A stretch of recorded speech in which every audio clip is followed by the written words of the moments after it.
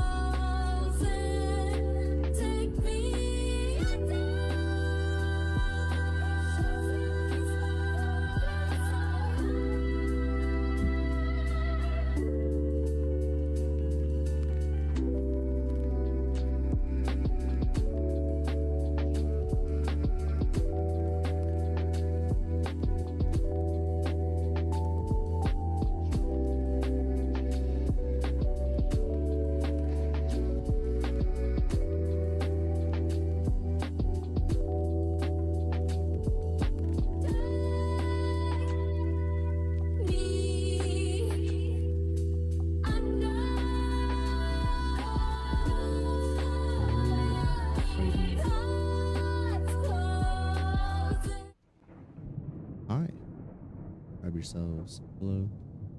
Grab yourselves a blanket. Do whatever you need to do to get comfy, because it's officially time. One and only. How's everybody feeling? It's, for me, it's been a pretty good day. It's been one of those days where a lot of things kind of caught me off guard, if I'm being honest. I was a bit more tired than I expected to be today, but hey, we persevered through most of it. I accidentally took a nap much later than I thought I was going to, which seems to be a prevailing theme lately. Pretty sure we're all getting sick again, but we'll see. Time will tell. Time will tell. Oh, cat box. How pleasant. Lovely. So what's the plan for today? What's on the agenda? Well, we have to. Give me 1 second.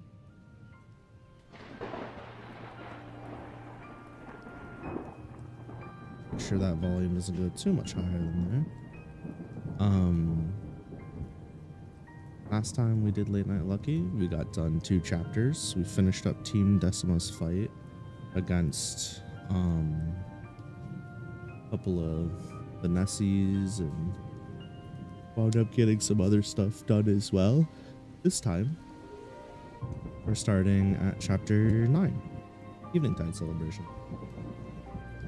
Pretty sure. Yeah, so we did chapter 8, we did chapter 10. So we just gotta get through this stuff here. And then once we do, the chapter that's gonna be hard is gonna be First Adventure and The Promise of a Good Fight. Those two are gonna need a lot of changes. So let's just breeze through the rest of this while we can, I suppose. Go for it. Okay. So we got Eveningtide Celebration. Lucky yawned lazily as she stood outside the Fool's Carol. Her twin tails shimmered in the morning light as they ran past her pink blouse and black mini skirt. Black stockings ran into a pair of snazzy boots.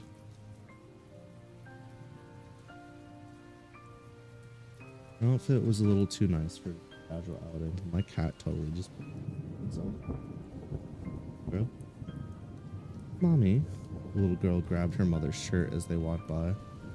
Yes, dear, the plump mother replied. Isn't she so pretty? The blonde girl pointed at Lucky. Lucky tried to hide her smile, but her tail vibrated excitedly from the praise. Yes, dear. Now remember, it's not nice to point. Ah, right. The girl lowered her hand. What a shame, though. What's a shame? The mother asked. She's been waiting outside for her date for like 300 minutes. Oh, I bet I can count to 300. 1, 2, 55. Oh, let's get going. Howdy do to you too, Paso. How it be?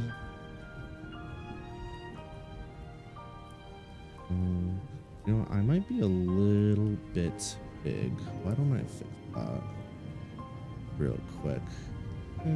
Just like right there. Yeah, that's better. Wasn't sure, but now I know.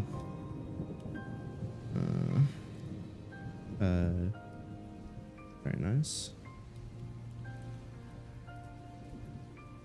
Cozy. We've got a long 4 hours ahead of us. Long for y'all, not for me. The more you think about it, the more you want unique resistances, weaknesses for every Digimon. That would be pretty cool. And unlikely. Let's get going. Mother said awkwardly. Hurried the brutal. For like 5 minutes. Lucky looked longingly at the door before dropping her head to inspect her outfit once more. Lucky watched as people went about their lives, occasionally waving to a cafe regular or adventurer. Fine. After a little while longer, Lucky slid down to the ground, squatting and wrapping her arms around her knees before burying her face in them. What are you sulking for? Voice reached out to Lucky. Why'd they have to abandon so many DW3 systems instead of building on top of it? Was Bandai doing Bandai things? I had a really long conversation with my roommate about the Japanese isms of business and how Bushiroad, Capcom, Bandai, and a bunch of other companies tend to do very similar things from Japan that are like counterintuitive to us Westerners because they're not really powered by the bottom line the same way we are most of the time. Capcom kind of the exception, and Bandai should be the exception. There's like a bunch of things they do that is just like you must be allergic to money if you do things this way, which is very interesting. But that's a whole different topic for another time. But yeah, that was one of the things I kind of talked about with some of the systems in previous games that they could have just built on top of and repurposed. They just consistently choose not to. Okay. What are you sulking for? A voice reached out to Lucky. I'm not sulking. Lucky pouted. Looked up and saw Jamie standing over her with a Luna loaf in his outstretched hand. Turn the background music down a little. Is that better? Thanks. She pounced to her feet and grabbed the treat.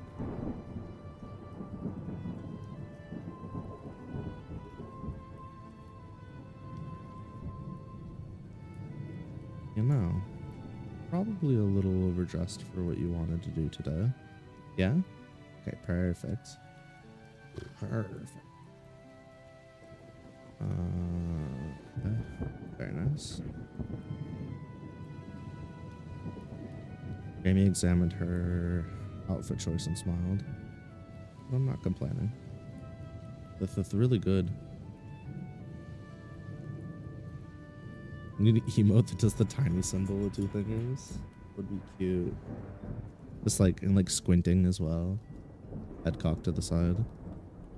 I've started making a list of emotes I need to get done when I eventually do more. I have a few free slots. Lucky choked out her words through a mouthful of baked goods. What is that? My IRL Palico's an absolute nutcase.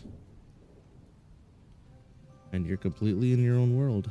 Jamie started heading east. Like a magnet, Lucky followed without even looking. The pair wandered through a set of roads, over a connecting bridge and a few blocks of housing before reaching the gate. And looking down on them from the peak of its height would likely see them as nothing more than a speck of rice. Read that again. Anyone looking down on them from the peak of its height would likely see them nothing more than a speck of rice.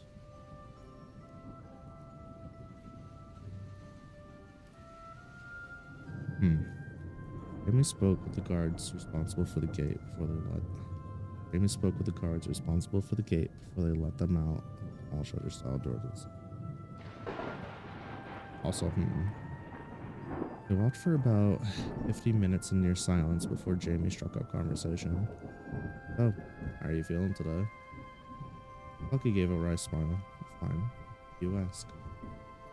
Now you had a hard time yesterday. Well, what happened? But I just wanted to let you know I'm here for you if you want to talk. Thank you. But I need this more than anything. Lucky's eyes turned focused. Is here okay? Jamie took a look around the open grassy field. I'm sure Pops wouldn't mind us using this space.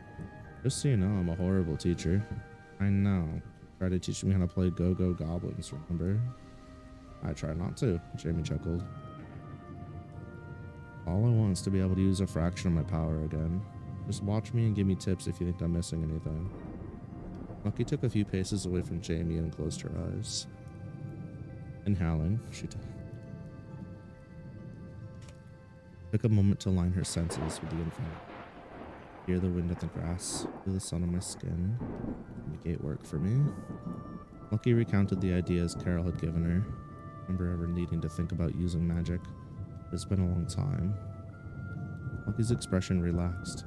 Felt a warm sensation wash over her body, started from her chest. Jamie's eyebrow arched. Seems to me she has this under control.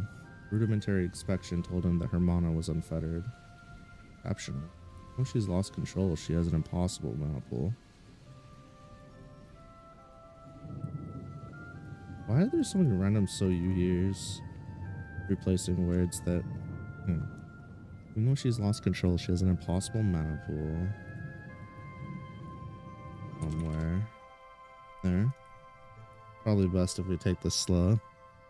Jamie ran his hand through his hair. Hold that while moving around, Jamie asked. I don't know. Let me try.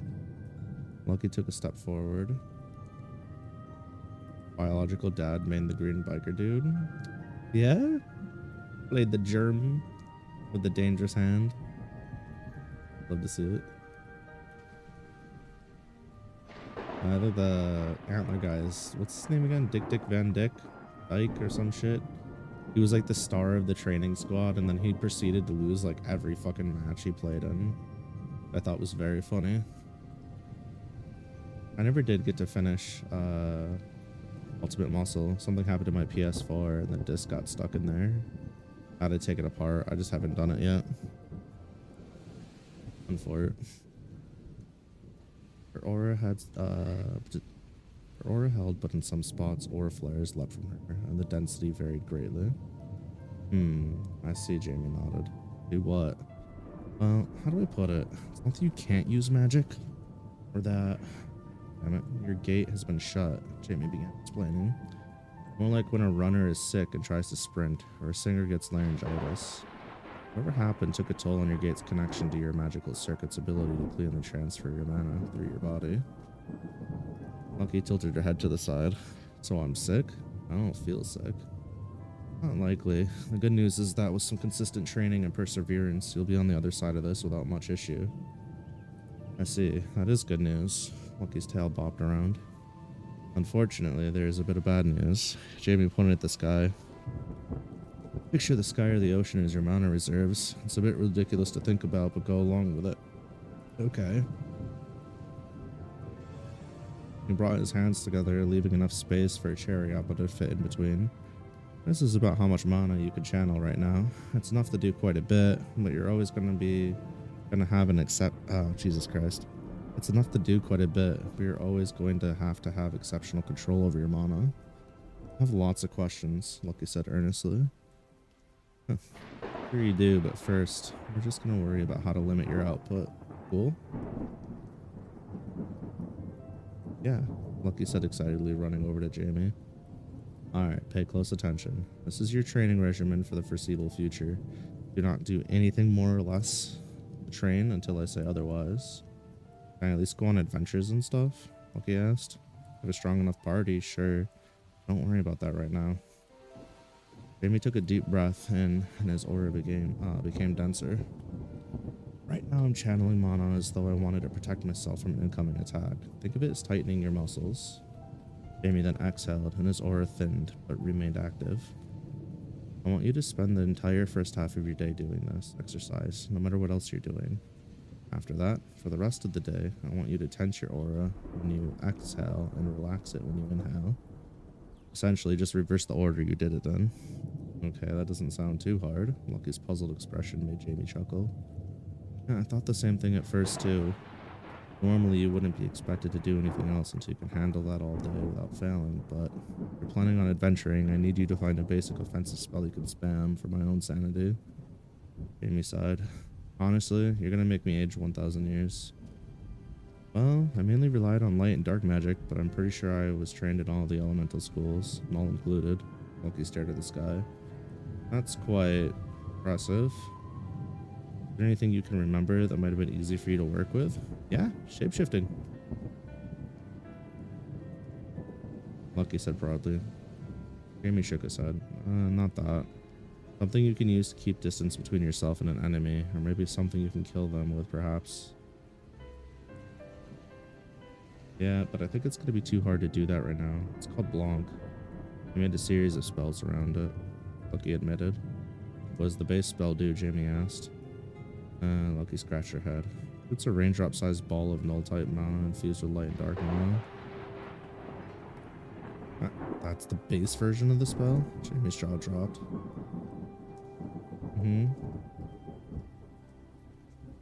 Thought you might say that. Lucky giggled. I could probably just do this instead for now. Lucky looked around for a suitable spot in the meadow. Once she settled on a location, she closed her eyes and took a deep breath. Raising her right hand, she stuck her pointer finger and thumb out like it was a gun. Jamie's eyes widened as a tiny ball of black mana formed around her fingertip. Halo trigger! Her voice echoed as she released the spell. A ring formed around the ball, expanding outward as a dark beam of mana roared to the designated spot in the field. Lucky's clothes violently rippled as the blowback in the air rushed past her. The shot reached the ground and sent debris flying in every direction. His eyes whole was all that remained in the dirt. But who learned that? Jamie's voice made it seem like he didn't really want to know. Lucky shrugged. Dragon came to me a long time ago and taught it to me for my birthday. Who the hell are you? Also, don't tell anyone a dragon taught you magic. Jamie yelled at Lucky. Lucky flinched slightly, but nodded regardless. I'm sorry. People around here would start causing problems if they found out that you were on friendly terms with the dragon. Especially with all that shape-shifting you've been doing. Jamie explained. I shouldn't have yelled at you. I'm sorry. Fine. Really? He shook her head. The two looked at each other for a moment, waiting for the other to say something. Jamie reached out and grabbed Lucky's hand. Alright, you learned the Halo trigger from me, okay?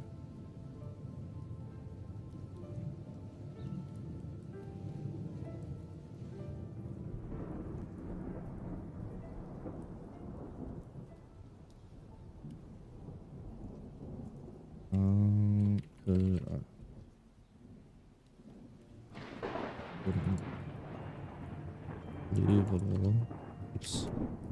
Let's use it yourself.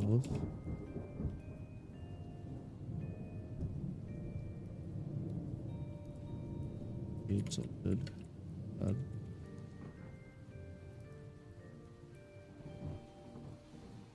Yeah.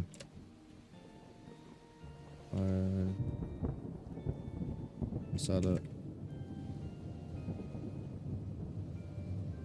Use it.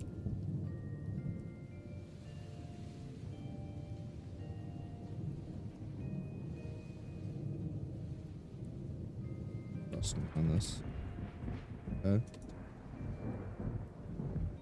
Lucky, not an eagle. Turn dread. I want you to do the routine I told you about and practice firing that until you can comfortably do 3 in a day.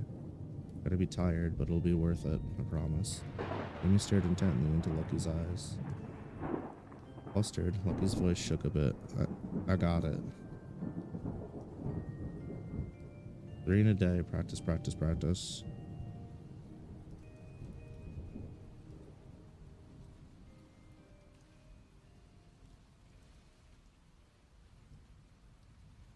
We do 3 full power. Okay. Flustered. Yep, great. Now that that's settled, how about we get going? Jamie grinned. Yeah.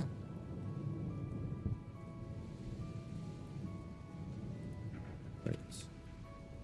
Okie dokie.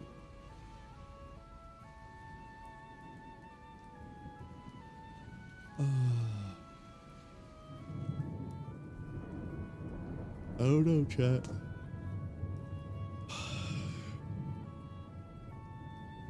Street lamps and various floating orbs cut through the approaching darkness all over Aegis.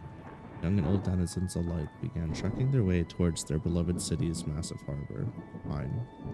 People opened their windows and shutters to hang out of their homes.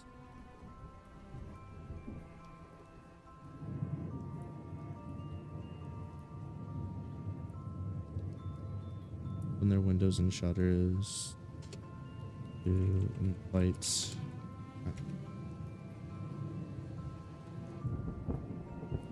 their homes.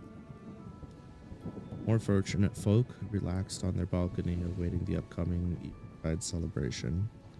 For a city of such diverse folk, nightly routine always seemed to bring people together. Already at the docks, hanging around Pier 13, a young pair were wrapping up their date. How long should this meeting take? I want to visit the vendors, Lucky exclaimed. Jamie shrugged. Can't imagine it'd take too long. Get bored, feel free to go on without me, I'll catch up. We're going together. Get it? Together, Lucky pouted. Yeah, I hear ya. Hey kid, the 2 of you are here early. Hope I didn't keep you waiting. Deep voice called out to them. They turned around to see Ganyu standing behind them, alone. Flamboyant suit had a striking pattern blazed across the crest suede. We just got here, Jamie reassured him. Not awfully nice of you to consider my feelings like that, all things considered. Actually, I think I'd like it if we could start over, Jamie stated. Ganyu seemed shocked but quickly shifted to an amused expression. How so? I feel like when we spoke at Father Frank's, I may have jumped the gun a little bit. While your subordinates were clearly out of line, I should have been more willing to hear you out at the time. It almost seemed like you were there to stop them before anything went down. In the moment I missed that. I'm sorry, Jamie explained, getting eye contact. Kid. No. Jamie. I'm surprised you're the first person in years to give me any kind of benefit of the doubt. I'll honor that by making this easy. I want what's rightfully the Marionette Mafia's. I want our seat back at the round table. Bunny leaned on the safety bars, peering over the ocean.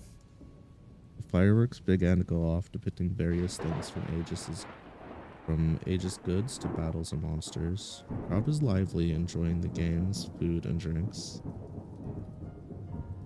Lucky swayed nervously behind Jamie. Take it anymore, Lucky blurted out. The Marionette Mafia, what's the round table? Ganyu chuckled a bit and looked at Jamie. May I? By all means, good luck. Jamie joked. Listen good, little Neko. I'll give you a quick history lesson. Round Table is an alliance of guilds from all across Earth. Good lord. Within that alliance, there's a set number of seats per continent. For as long as Aegis has been standing, it's always had a spot at that table. Guess what guild from Aegis historically sat at the table? From the sounds of what you're saying, I'm gonna guess the Marinette Mafia, right? Okay, look for confirmation. 10 points. Yes, we of the Marinette Mafia always had a seat at the round table. In fact, we were the sole guild here in Aegis until about 90 years ago. Then, the Fool's Carol came along and made a name for themselves during the 7-day invasion. Sorry to interrupt, but what's that? Lucky was so engrossed in Ganyu's story, her tail stopped moving. Oh, you must be new around here, little Neko. This is the main reason for these nightly events, you know? That's a story for another time. Okay? Lucky nodded excitedly and leaned forward. After the invasion, the Fool's Carol gained all the prestige for their efforts repelling the attacking force. In fact, they were so impressive that the Round Table uses an excuse to oust us from our rightful seat. At the time, our brother was the Dawn. It drove him mad, and he resorted to invoking a vile act from our past, forcing us to act less like a guild and more like a bunch of thugs. Our reputation was tarnished, and along with it was my brother's soul. So was my brother's soul. I was leaving out something important, you know. Jamie popped in. Oh, please do tell, Anya mentioned to Jamie. Without the Marinette Mafia, Aegis surely would have fallen. Vladimir deeply regrets the outcome of that following summit, and has petitioned for their reinstatement ever since, but another guild has lobbied to block it every single time. Why's that? Lucky's face scrunched up. I don't know, Jamie admitted. In fact, I just learned the basics recently from Vladimir, which brings me to a more important question. Why not just go straight to him? Anu's eyes filled with rage, but he managed to quell the fierce gaze. He killed my brother. My brother may have been cruel in the end, but he was still my brother. I loved him. When he left behind a heiress that I love even more than I loved him, but he left behind an heiress that I love even more, and Vladimir took her father away from her. I cannot forgive that.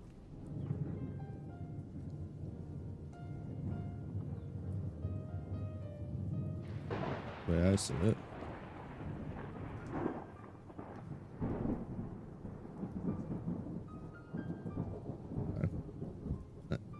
See, Jamie looked at the ground. But Pops can't get your seat back, and you can't get your seat back. How am I supposed to help? All I'm asking is that you make a formal request on behalf of the Marinette Mafia. I want the Fool's Carol to allow us the honor of a duel for the rights to the seat. I want Vladimir and I to settle this one-on-one. That's the manly thing to do, he said. Can't promise anything, but I can call him, Jamie said. Right now? Ganyu's eyebrows raised. Sure. Jamie's phone was already ringing. A short jingle played. I assume if you're calling me at this hour, you have Ganyu there with you? Vladimir's voice came through the speakerphone. Ganyu sucked his teeth. Yep, he's here with me and Lucky right now. Vladimir's voice raised an octave. Oh, Lucky. You two finally getting married? Vladimir asked. Married? Lucky shouted, grabbing her cheeks. She began muttering and walking in circles. Pops, now's not the time for your jokes. Jamie ran. Lose hair. Error play with chick ass Jamie. Right. Vladimir cleared his throat. Oh, how can I be of assistance? Ganyu wants to submit a formal request. Basically a duel for a seat at the round table, just the two of you, Jamie explained. Ganyu Brightheart, if you truly wanted such a thing, then you could have just come down here any time to request it of me, Vladimir said. Pops, thought you were trying to help them, Jamie asked. I am, but not like this. Your brother wouldn't approve of it.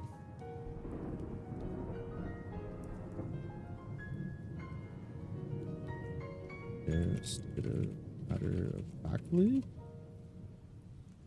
That feels wrong, but okay.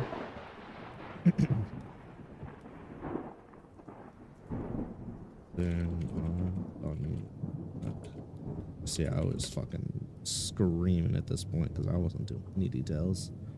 But yeah, I was screaming through this. But Vladimir interrupted. I'll offer you this. Let's have an exhibition.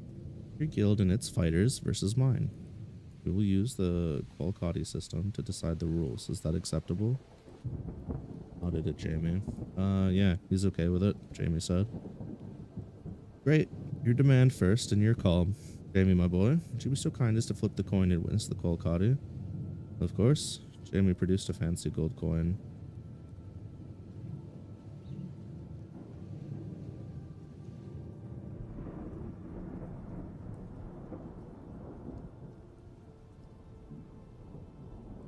"1v1, you and me, heads," Anya said. "Team 4-bat, with multiple teams," Vladimir replied.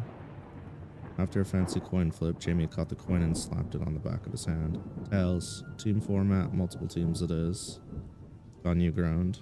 "Winners decided by who has the most team wins." "Tails," Vladimir said confidently. "Winners decided by a point system based off of guild ranks. This should include some kind of bonus for lower ranks beating a higher rank." "Oh, interesting. Can we just do that?" Vladimir asked. "That breaks the rules, Pops." Jamie's voice was sharp. "Doesn't matter, it's heads anyways." "Exquisite," Vladimir chuckled. "We fight in the abandoned Coliseum to the west." "Tails," Ganyu said. "I concur. Abandoned Coliseum to the west." Vladimir sounded excited. "We invite a panel of judges and security from the round table. We also make this an event for any citizen of Earth to buy entry to. Winner takes all, of course." "I have no qualms. Getting our seat back and a payday does sound nice," Ganyu taunted. "Oh my, the fires of youth."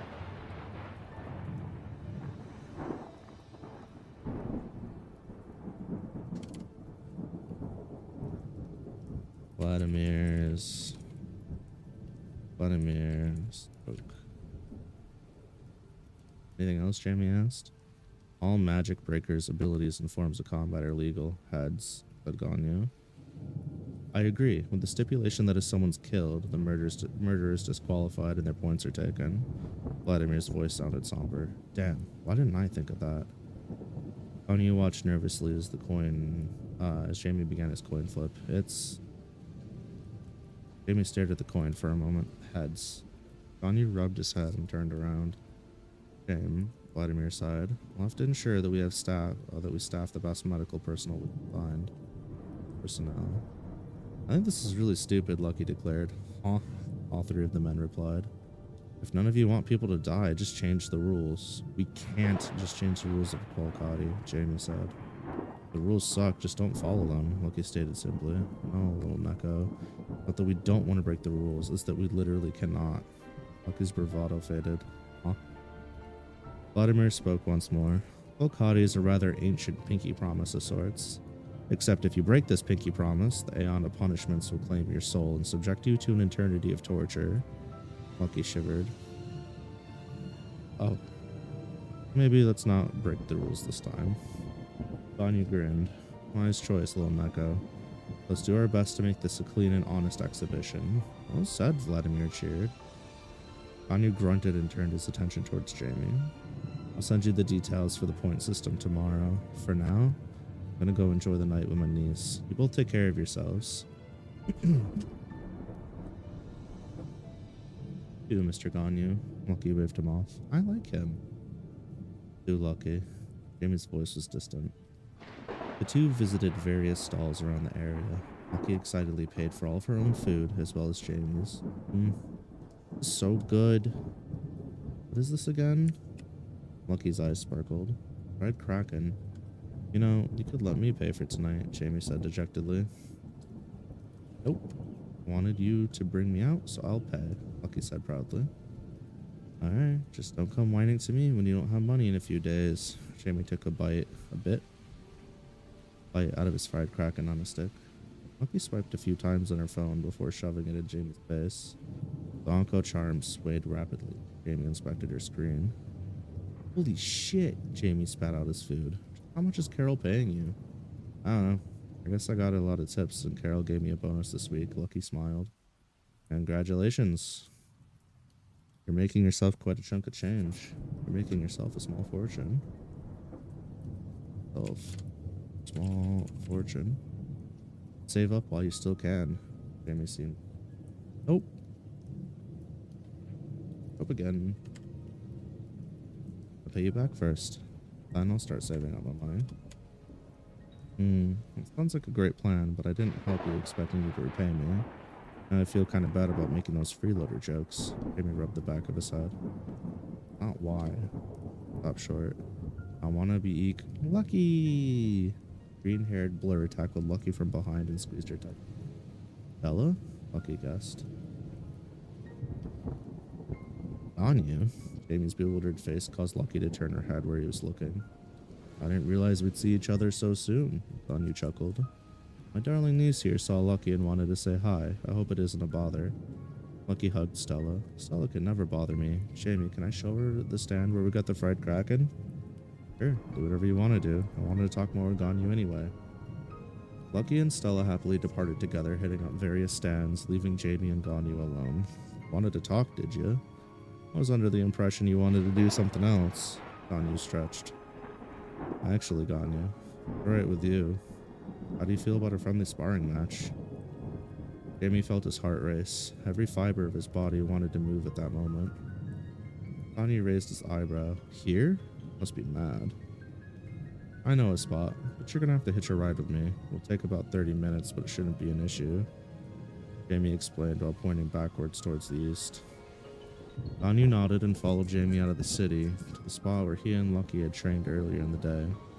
The air's chill stung like a whip, but Jamie couldn't feel it. He's like me, I could feel it. I just know it.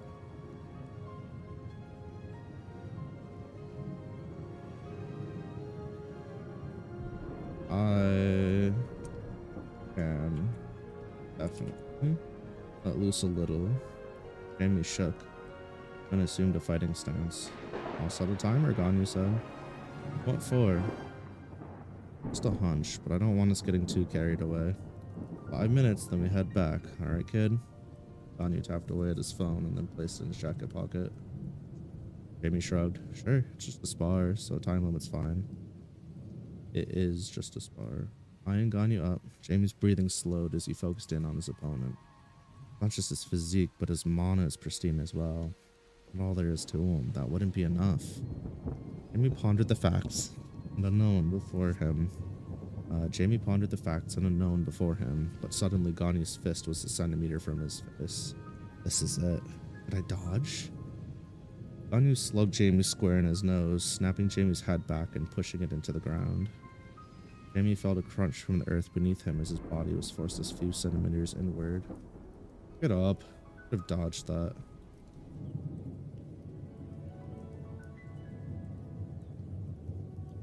I took a few kids back. Kids these days. I swear they're all battle crazy. Nuts. Jamie stood up from the cloud of dust and patted the grime from his clothes. Got that? I knew you were good, but this is amazing. And he stood proudly. I'll back up my account, kid. See if the stories about you were true. Jamie's mind began racing, but the image of a distant memory quickly brought itself to the foreground of his thoughts. Bodies were scattered everywhere, his tiny hands drenched in blood. The girl he fought to protect bawled her eyes out when he looked at her. She ran away from him only to be speared by an injured enemy. Everyone's afraid of the real me. Can he actually handle it? Jamie pulled himself away from the painful trip down memory lane, just in time to be on the receiving end of a nasty uppercut to his chin. Jamie allowed himself to roll with the attack, allowing himself to roll with the attack. Allowing himself to roll with the attack, mitigating the majority of the damage.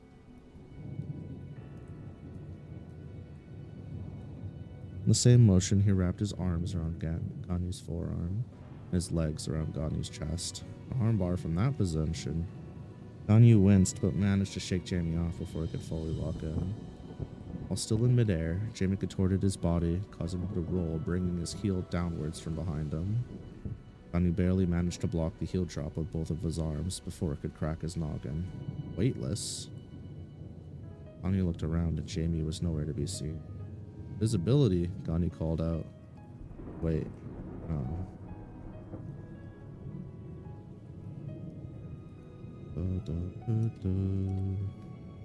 Ganyu's amber eyes seemed to flash as he quickly dropped his elbow, raised his knee simultaneously. Jamie reappeared in front of him, this time on the ground, while delivering a nasty turning kick towards Ganyu's side. Jamie's eyes widened as he was aptly blocked. "A trick?" said Ganyu. "I could say the same to you," Jamie retorted. Ganyu snatched Jamie's kicking leg and swept Jamie's anchor leg. Jamie watched as Ganyu left his vision and the sky came into it. With a dull thwack, the back of his head smashed into the cold earth below. Ugh. Ow. Jamie broke free and disappeared again. What followed would be considered a feat of inhuman abilities. Ganyu's eyes flashed in quick succession. Every flash, Ganyu quickly positioned himself for a block or a dodge. Jamie would disappear and reappear, rapidly throwing bone-crushing strikes at Jamie's blind spots and weak points. No matter where Jamie seemed to attack from or how he mixed it up, Ganyu was always ready for him.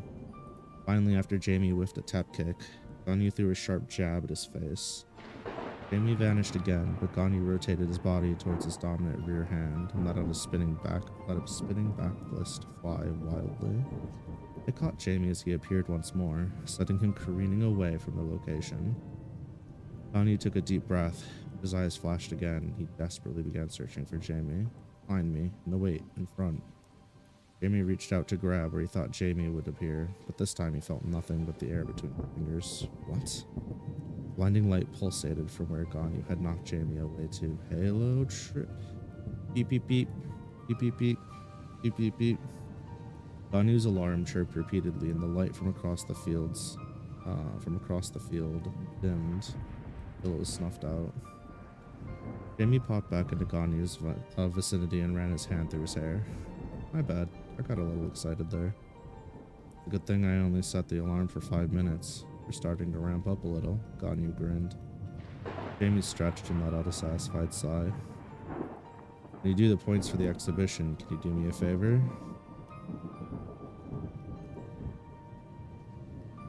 What's that, Ganyu? Well, I want you to include the Phoenix rank as well. Oh. Ganyu. Oops.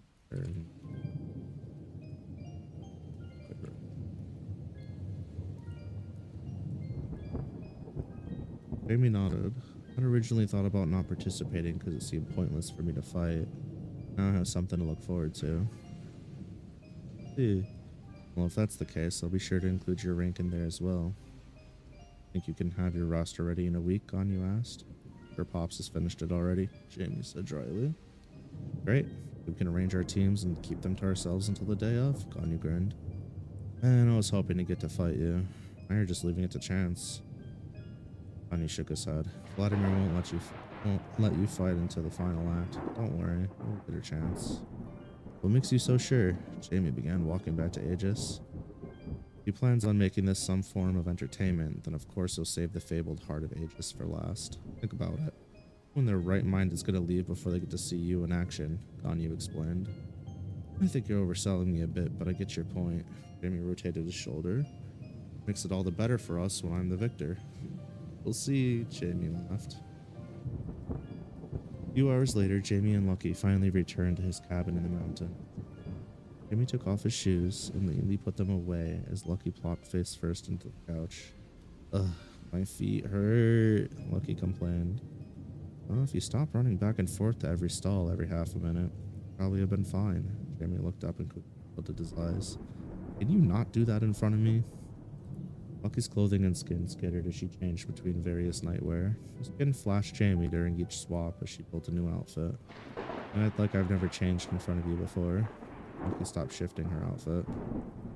I didn't realize it. Keeping up with Jamie's instructions, making it hard to shift quickly. Did he actually see something? Lucky buried her face into the couch, hiding her reddened cheeks.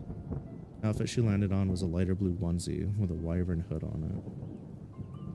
Little fabric wyvern wings popped out from the back as well. Ash hair fell into blunt bangs just above her eyes, and her twin tails ran down the front of her new outfit. She turned her head back to face Jamie and covered her mouth. Less to do here than I thought. Maybe my allure is just too much for you to handle, Lucky teased. Jamie silently walked over to Lucky and stood right by the edge of the couch. What if it was? Jamie asked. What? Eh? Jamie? Lucky panicked. Jamie leaned down over the couch, getting a handful of centimeters from Lucky's face. Lucky's face was burning hot, and she could feel her heart in her throat. Going to bed. Jamie turned and walked to the hallway leading to his bedroom. What? Lucky exclaimed. We can watch Uncle stream VOD tomorrow, Jamie shouted from his bedroom before closing the door. Happened. Lucky clenched her chest and sat up straight. Lucky snagged her phone and stormed up to the loft before throwing herself into bed. Rolled through the dozens of pictures she took with everyone today before accidentally falling asleep. While the two inhabitants of Jamie's cabin rested, a trio of robed individuals throughout the ages. The goals were unknown. Surely they were up to no good. That's it. We hit the chapter. Thank you, Nim. Good night. Get some rest and whatnot. Thank you for swinging by.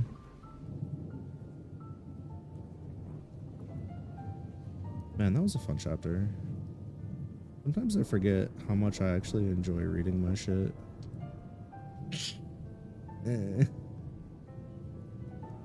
Might come across as cocky, but I think it's just you should genuinely enjoy the stuff that you create, regardless of what it is. And if you don't make changes. I do like this story a lot. This story is definitely carried by its characters. I'll give it that.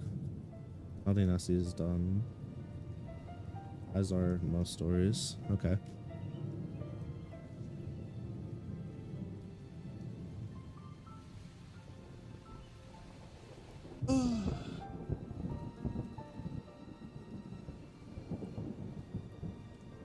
Only been 48 minutes.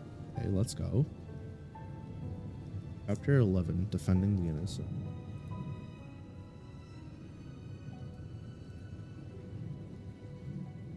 Da-da-ding.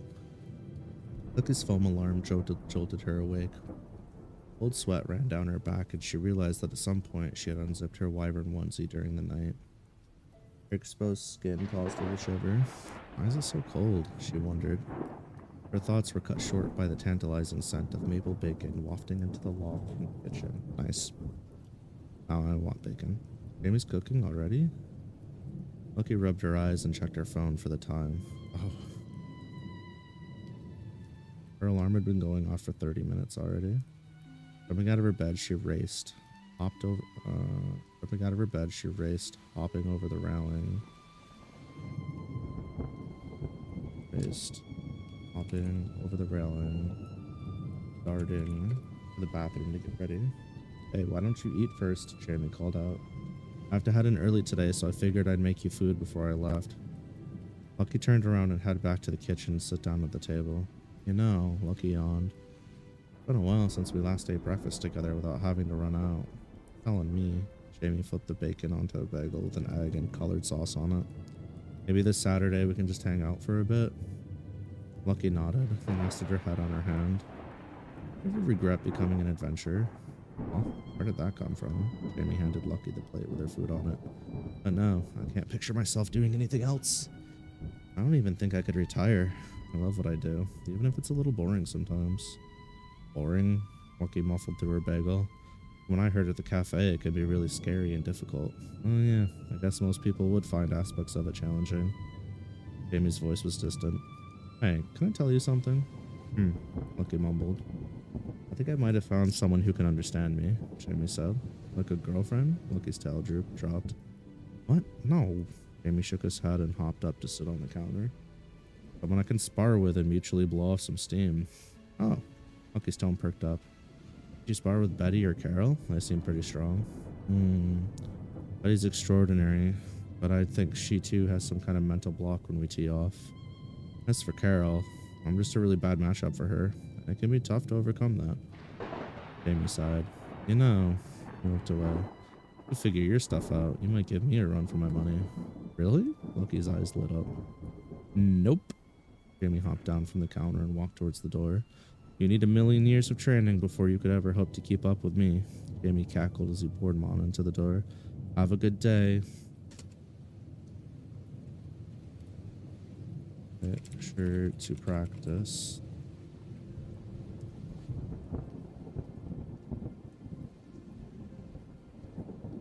I'll see you later. Yeah, bye shithead, sheethead. Lucky took a giant bite of her bagel. The door slid open. That's shithead. S-H-I-T-H-E-A-D. Shithead. Okay, bye. Jamie darted out the door before Lucky could respond. An insufferable seaweed-haired shithead. Lucky grinded her teeth. Then she took her plate with its half-eaten sandwich over to the trash and began angling it to slide the food into the trash can. Fine.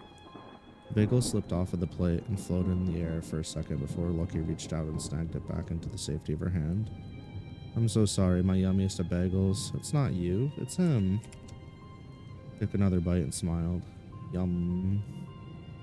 After taking care of cleaning up and her daily morning routine, Lucky approached the door to leave. At this point, a few days ago, I was already exhausted while doing Jamie's training. For the whole day without really noticing any difference in how I feel. Lucky clenched her fist and opened the door. Fine. Upon reaching the Shrine of Calamity, Lucky saw a new face in the shrine's attire speaking with Hainme. She examined the strange woman. She had striking knife-like ears that had well-kept orange fur with white tips. Hainme noticed Lucky approaching and waved her down. Hello, Lucky. Do you have a moment? Hainme asked.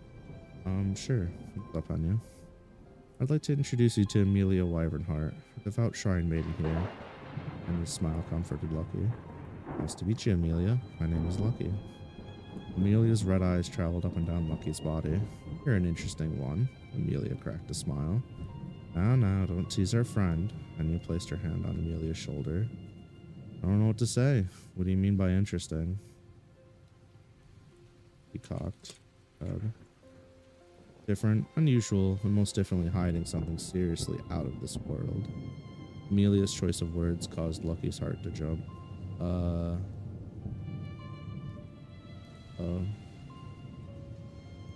Yeah. I guess that makes sense. You're very pretty, Amelia. Lucky stumbled her way through the compliment, but got there eventually. So I've been told. Thank you, Lucky. Anywho, I must retire. I'm so very tired. Amelia left Hainme and Lucky to themselves. Sorry about that. She's an enigma. She's a bit of an enigma. Catgirl erasure? What do you mean by that? Oh, the changing the text? Yeah, rip. She means well. Hainme motioned to the shrine. Oh, sorry, I can't stay. I've got to get to work. No worries. Sometimes you should consider joining us here at the Shrine of Calamity. You'll feel right at home among the other lost children.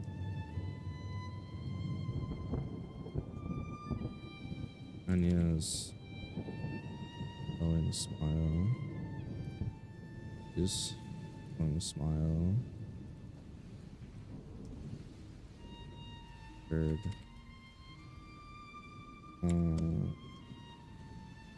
Was off-putting. It's fine. Copy.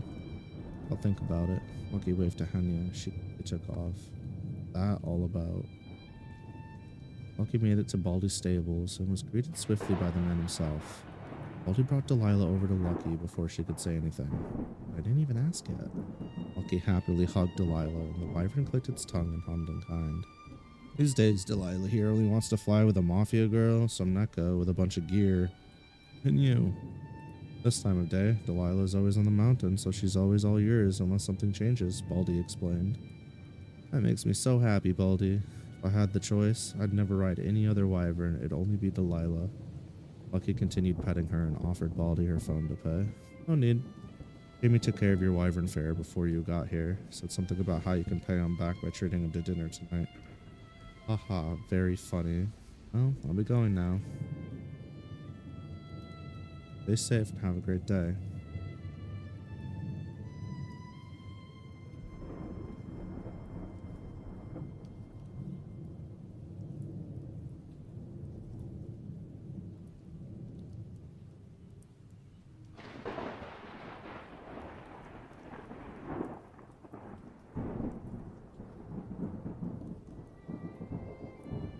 Lucky swung herself onto Delilah and they took off heading for the northern drop point in Aegis. The wind blew through Lucky's hair, her twin tails would brown, smacking from time to time. After a quick skitter, her hair took the form of twin buns, with some of the hair let down. Air was colder than it had been on her trip to Aegis the last few days, but she managed not to complain a single time. After arriving, Lucky tossed Delilah some handmade treats and loved up on her before heading to the Fool's Carol. Nice. Upon arriving, Lucky was greeted by Cleo bolting around the establishment. "Welcome in, Lucky," she shouted. "I know you just got here, but could you clock in and handle the counter for a bit?" Frosty air didn't wake Lucky up. Cleo's bubbly personality sure did. Okie dokie. Get right on it. Lucky rushed to the counter and began greeting guests and taking their orders. It seemed like the line quadrupled in length the moment she showed up. He recognized quite a few familiar faces. That's Rogden, the dwarf adventurer who always has good stories. That's Holly, leader of Team Decima. But wait, only the Neko with the super fluffy tails with her. Ata, was it? No. Tiger? No. Tiger's the human with the farming obsession. Lucky skillfully handled everyone's orders while also preparing various displays for the day's promotion. "Jamie didn't come with you today, hun?" Carol asked Lucky hesitantly. "No." Beep. Lucky rang out another guest. He had something to take care of super early, I guess. It's probably about finalizing a contract. Carol said dryly. "I don't know, he didn't say." Lucky shrugged.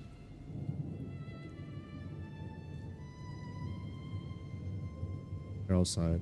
"You finish up with this rush. Switch out with one of the girls and come see me in my office." Lucky's ears twitched. Okie dokie. Wrong. Let me think. I was early. I clocked in, took orders, fixed the display, cleaned the counter, restocked. Lucky brushed it out of her mind after reviewing her action. A loud bang sent the doors to the Fool's Carol flying open. Lucky noticed one of the men Jamie had beat up protecting the Viaras. Beat up while protecting the Viara standing in the opening. This feat was the tiny Viara girl Tali that Jamie had given a Starbit snack to. Without thinking, Lucky jumped over the counter and blitzed the man. Had she been paying attention, she would have noticed every single adventurer getting to their feet and Cleo coming in from the back. The man with a scar on his forehead seemed to be mumbling something incomprehensibly. His magical circuits flickered. Lucky placed her hand on Tali's shoulder and pulled her back, sliding her across the floor to the safety of Rockton's table. Lucky yelled at the man, "Leave Tali alone."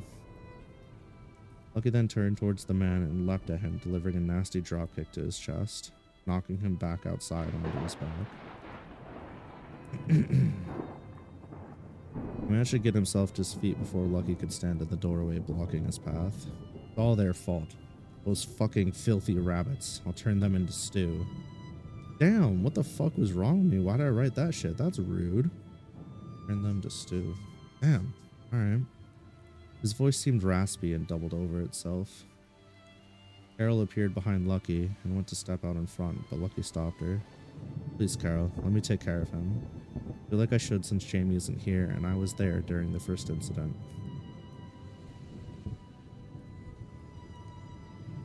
I really can't say no to her, can I? Jamie's gonna have a field day with me. Carol took a deep breath but gave Lucky a thumbs up. "Can you check with Tali and see if Chuck's okay?" Lucky asked while stepping towards the man. "Who's Chuck?" "Her father. I need to know if he's in danger." Okay, he's playing. "Sure, I'll let the patrons know you've got this handled." Carol whispered something to Cleo on her way back inside, and Cleo stood by the entrance watching closely. "I never thought I'd see any of you making trouble again after what Jamie did to you." Lucky's voice quivered. "Huh? Who cares? Where is that disgusting excuse of a long ear?" Lucky furrowed her brow and clenched her teeth. "I think I need to teach you some manners. Sorry, Jamie, but I'm gonna have to break a few rules here." This didn't need to be said out loud. We do this. One of these. Put around. Teach you some manners. Lucky's voice was laced with hostility. "Sorry, Jamie, but I'm gonna have to break a few rules here. You're gonna fight me? Weren't you the Neko that pissed itself upon seeing us just a few weeks ago?" he jeered. Time for words is over. Lucky flew forward, materializing an azure feather pen with a gold tip. "Well, what are you gonna do with that?" Then he brandished his chromium gun at Lucky. "Hear me, feather of the moon. Shine." Lucky's voice echoed and the pen turned into a bow staff. Pole arm jammed itself into the man's gun hand, knocking it free of his control. With a quick flick of her wrist, the staff swirled and landed firmly on the ground. Lucky contracted her gut muscles and spun so that she could get a clean kick in on his face. Blocking narrowly, he tried to snag her ankle. Shine. Both staff turned into a whip. Lucky dropped, causing him to miss her ankle. He made a snapping motion with her arm, causing the whip to connect with his ankle, tearing the flesh, connecting with the calf, tearing the flesh from the bone. That's not right, is it? What? I'm spelling it like a fucking... with the cow. Oh, it's also the same. Okay, I'm not gonna... like, I'm dumb, but I'm not completely dumb. Where did I think I could go? Tearing flesh from the bone. Skipping up, she popped onto her feet, dying. Now turned into an azure set of tonfas with gold accent. Happily spinning the weapons, Lucky carefully distanced herself from him. The man began snickering. I don't need this. This city, it's so fake, so bullshit.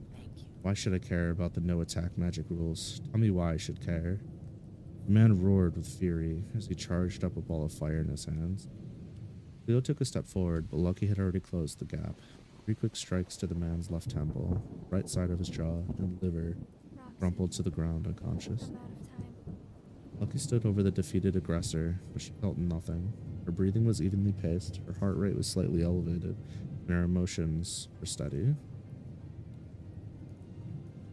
Lucky sucked her teeth and turned away from the man walking back towards the cafe.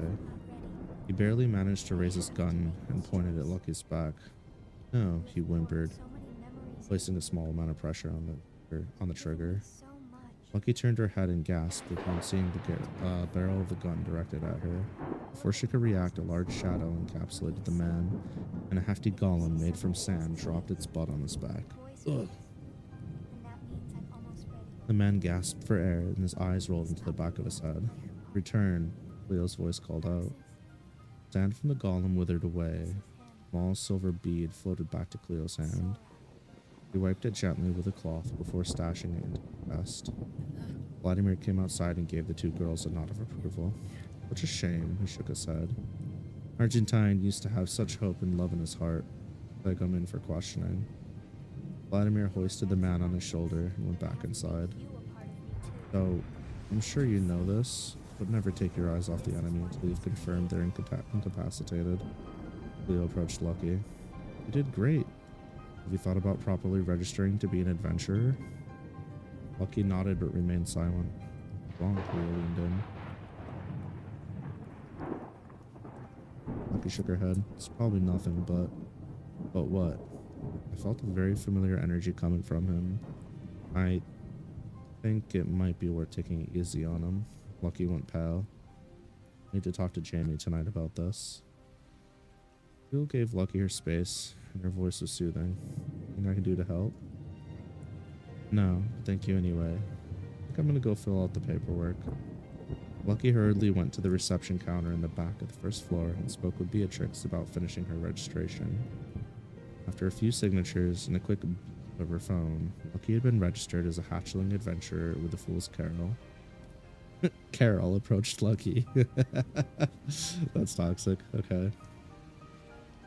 You did good today. Why don't you take the rest of the day off, Carol said. I don't need you to coddle me. You're not my mother. I appreciate everything you've done for me, but would you offer anyone else the day off? This is an adventurer's guild where everyone who works here is ranked adventurer. Except me, Lucky stated bluntly. Carol raised an eyebrow. How do I coddle you? You gave me special training, but then gave me special treatment after I got banged up a little. Entertain all of my selfish and silly requests. You're too good to me and I feel like you treat me like a little kid, Lucky explained. You really feel that way, hon? I've got a job for you, Carol said happily. There's a party short 2 people and in need of at least another body. The quest they're taking on isn't too dangerous, and one of them is a crowdell, so I don't need to worry about you coming back in pieces. Ollie's party? Lucky asked. Correct, Decima. We'll probably ask your roll card. Ask for your roll card. Fill it out during the registration. Yeah, all taken care of. Lucky said proudly. Great, gotta meet up with them. They'll be in the cafe waiting on a third. Okay, and... sorry.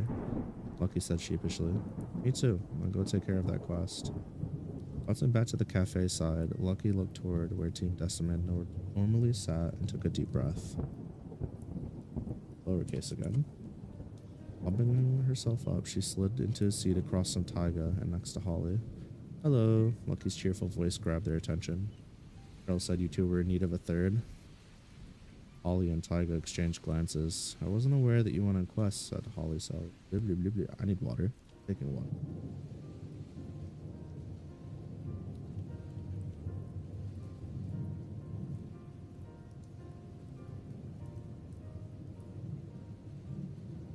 So far, so good. I don't know if it's because I was so tired or like sick when writing this, or it just took so long, but I felt like I fucked up more shit than I actually did. Or maybe that's just like indicative of how I systematically shit on myself after I finish something. So yeah, no, this came out really nice. Better than I thought, to be honest. Okay. Holly and Taiga exchanged glances. I wasn't aware you went on quests, Holly said. I do now, Lucky smiled. We do need all the help we can get, Taiga admitted, doubt in her voice. Thanks for the head pats. You have your guild card handy? Holly asked. Mm-hmm. Lucky handed it to Holly. Holly began reading. It says here you're a hatchling with no accepted or completed quests. Taiga slumped in her chair. Rank isn't so much of an issue, but having no experience might be. Holly kept reading. Roll card says you can fill frontline flex roll rear guard support or artillery. Holly sighed. No adventuring experience. I find this incredibly hard to believe. Jamie approved this roll card a while ago. Lucky protested. I do have experience in combat, even if my abilities are limited right now. Taiga looked at Holly. I know you heal fast and it's been a week, but are you good if we need to get her out fast? Holly nodded. Yep, shouldn't be an issue. So, Lucky the famous cleric of the Fool's Carol wishes to join us. I don't know about being famous, but that's right. Be honored if you'd have me. A warm smile caught Holly off guard. It's not like Holly can say no to a cute girl. Taiga giggled. Oh, very funny. I took a chance on you. Get your stuff around and let's go towards Wyvern.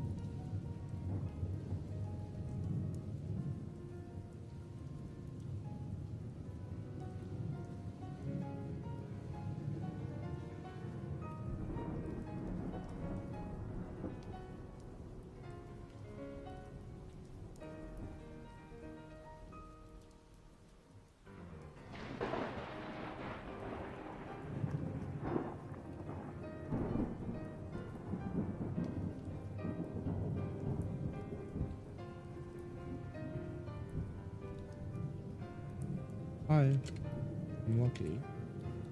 Oh, so you two were in need of a third. Okay. All in. That's Tiger.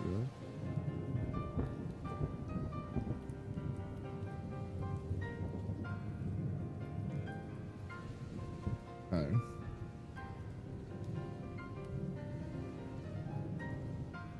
Lucky scurried to a bathroom and very funny too. Take a chance on you, get your stuff around and let's get going towards the wyverns, Hala directed. Lucky nodded and scurried to a bathroom. Lucky scurried to a bathroom and once inside, her body skittered. For the first time since being on Earth, the right side of her twin tails turned black with red highlights. The left side turned white with blue highlights. Her right eye turned to a brilliant blue, and the left into a fascinating ruby color.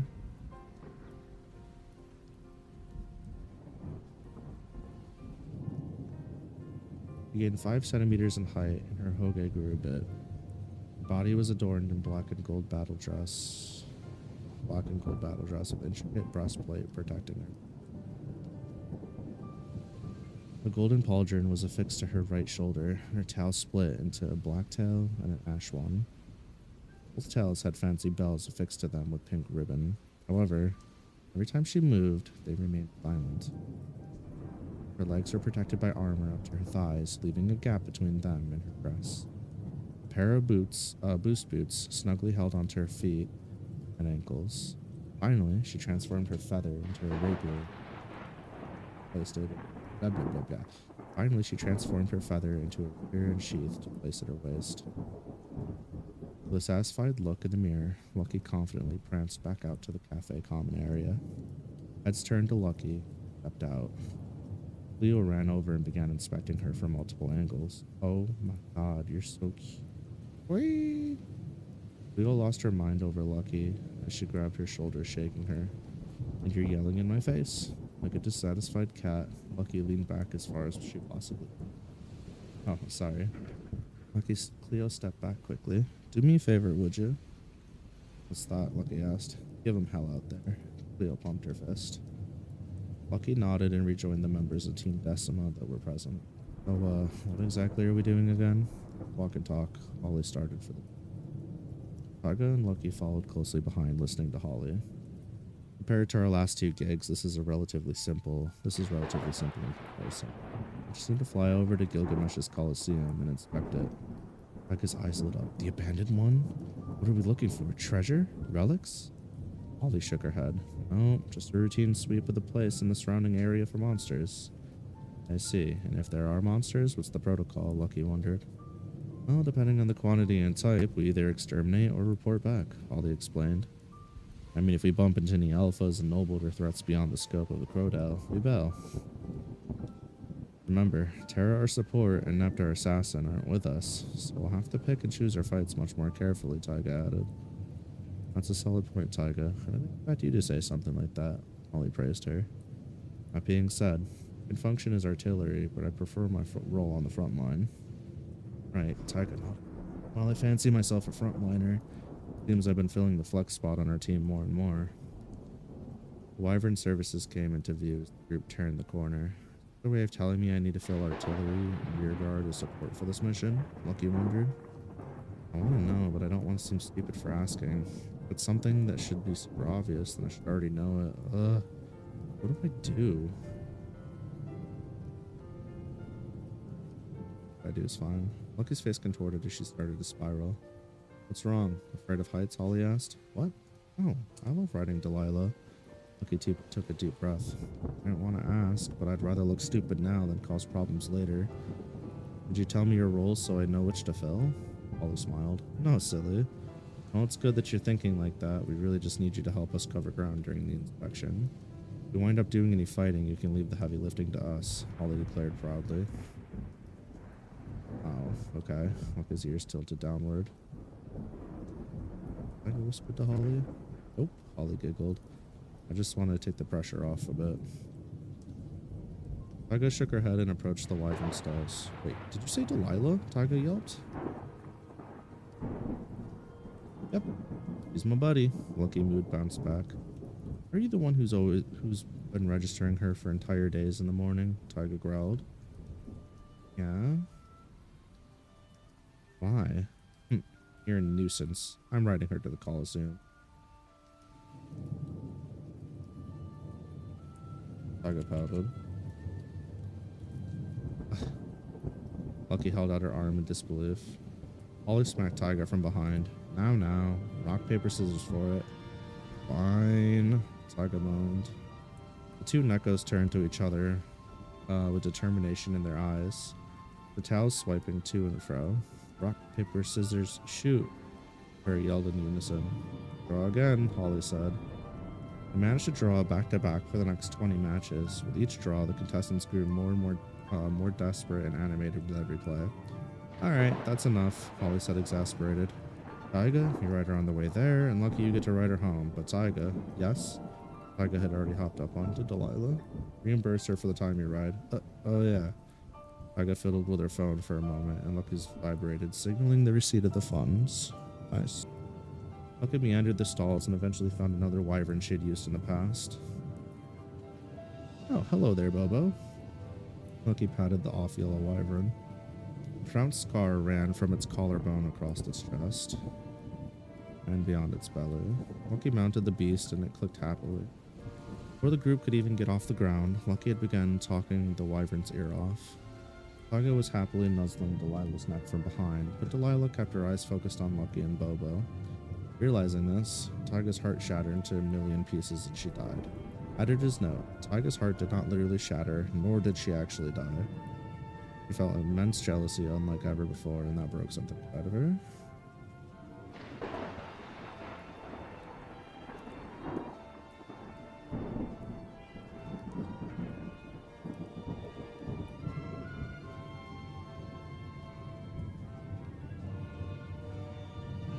Huh.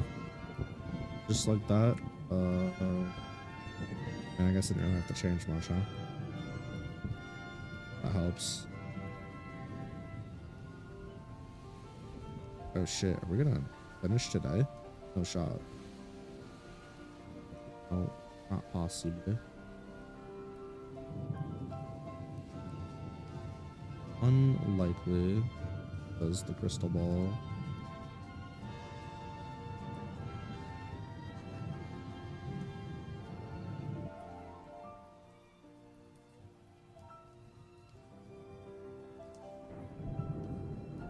Writer's speedrun, I guess. I mean, we took a long time to get to this part, but yeah. Okay, the editor will find like 900 things they need to fix. It'll all balance out.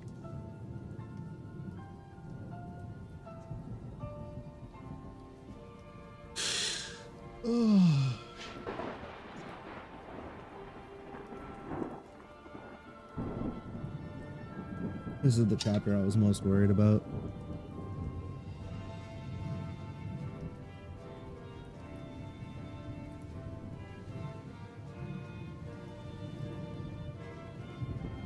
The trio managed to reach the Western Coliseum unobstructed after just over an hour of travel time.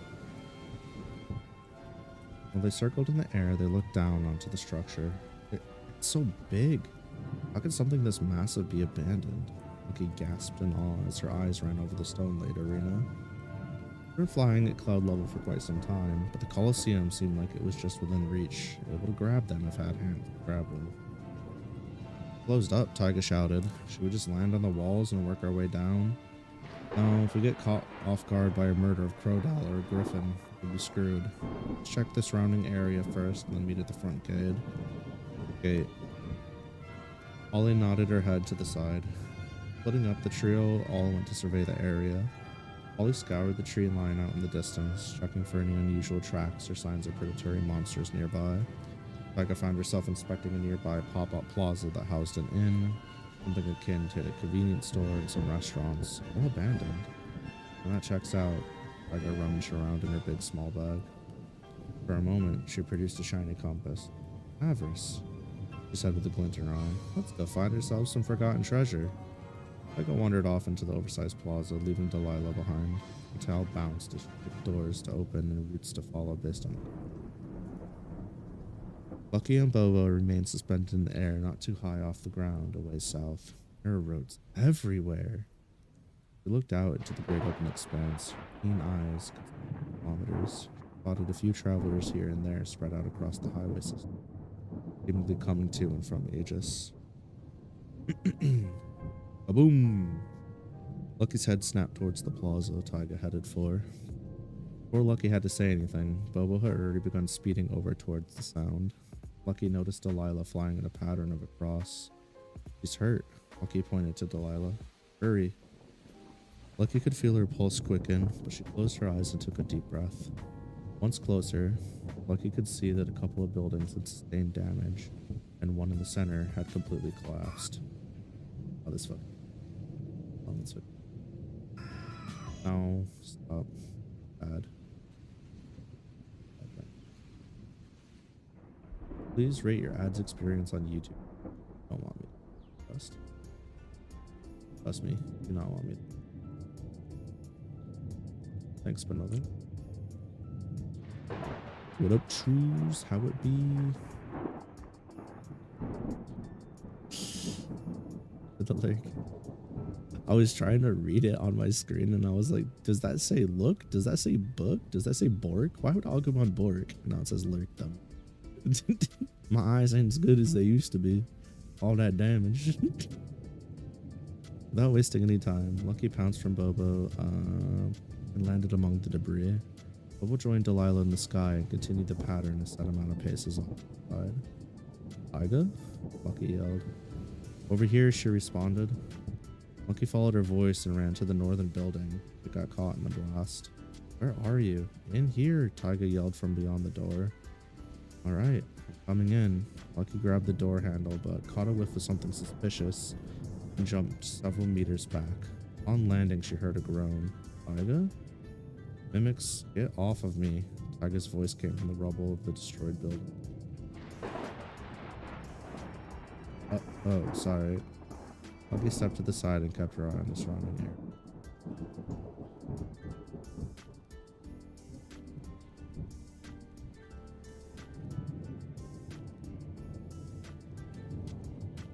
Got me. Off me.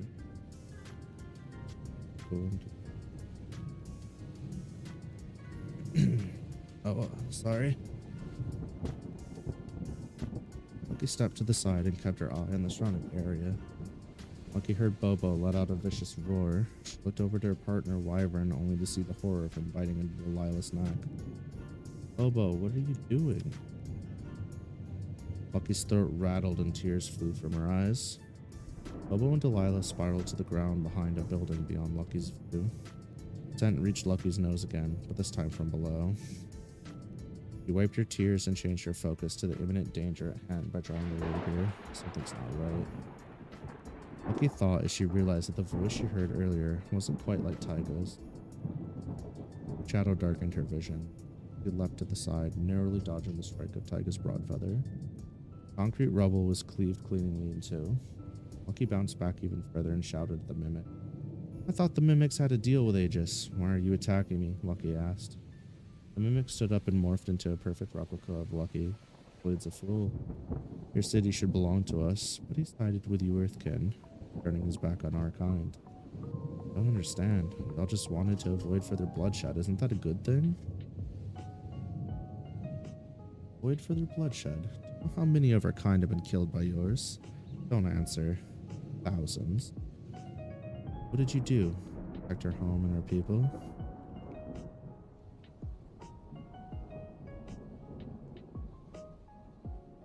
Huh?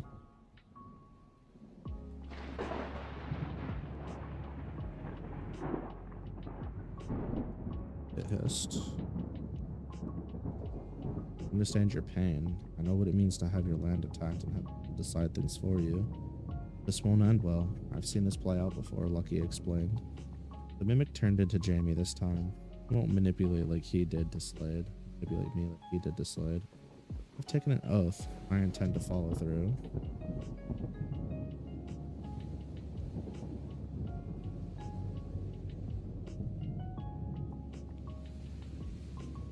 That's a neat trick.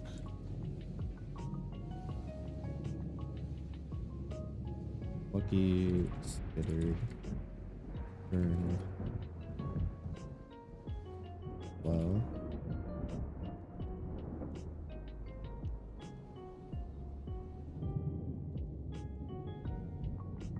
Be that cool. But I don't want to fight you. Lucky.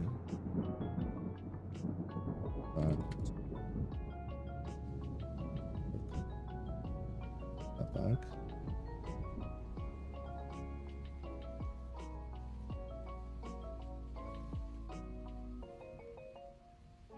Oh, Jamie, paste.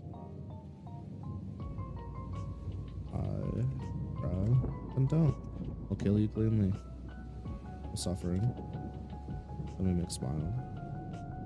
Wind whistled, and with it, the real Taiga flashed from the sky, striking at the mimic. Quickly turned into Taiga and used its broad feather to parry Taiga's surprise attack. Taiga rolled upon landing and positioned herself between the mimic and Lucky. Get out of here, Taiga ordered. Mimics are way beyond you, especially the ones that can talk. Who, me? Talking? I hadn't noticed, the mimic mocked Taiga. What's your name, Mimic? Targa asked while brandishing her sword. Harmony. Ironic, isn't it? Shut up, Lucky said, clenching her fist. Aw.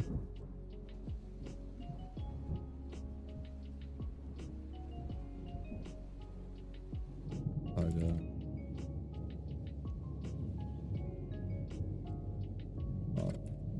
Card. The Lucky's bloodlust. Lucky stepped forward. You should appreciate the names that are given to you. Why? So my Slade can tell me who I should be and what to do? Harmony asked. Targa. I have a selfish favor to ask. I'll let you ride Delilah on the way back. Wait, is Delilah okay? Lucky yelled. Boba responded to Lucky's cries and dropped Delilah from the sky at her feet. Except this Delilah seemed to be made of clay. She went to go get Holly. Targa shrugged. A giant hammer crashed into the ground at Tyga's feet, barely missing her as she hopped back closer to Lucky. Stop ignoring me, that's rude. Harmony shouted. Harmony raised her voice. Lucky pointed to Harmony and addressed Taiga. I don't think we should kill them. Seems like a child's temper tantrum to me. I agree. I'll have to teach this little brat a lesson in place of their father. Taiga managed to slip into her preferred range within seconds, thanks to her boots giving her perfect traction on rubble. While exchanging blows with Harmony, Taiga yelled back to Lucky. Stay alert. I still don't know what caused the explosion or if there are more mimics. Caught wind of the scent that reached her nose at the damaged building's door not too long ago. Are they? Lucky spun around and brandished her rapier. Bobo's shadow continued to pass overhead as Lucky's eyes darted to likely hiding spots. She fixated on a suspicious pile of rubble, but as she approached it, a guttural cry came from behind. Javelin whooshed by her head as she flipped its tip. Turning to face her attacker, she saw what appeared to be an amalgamation of parts and opposite hand of the javelin, Mimic held a whip. The legs of this being appeared to be arachnid in nature, but its body and head were elven. Crack. Whip missed Lucky by a hair as she retreated backward. Dying. Lucky called out, and her rapier turned into a long bow. She managed to quickly fire off 3 magical arrows of ice, but the Mimic's javelin arm became a tower shield. The arrows easily blocked, the Mimic pushing ever forward. Lucky looked over Taiga, who was still moving. With the arrows easily blocked and the Mimic pushing ever forward,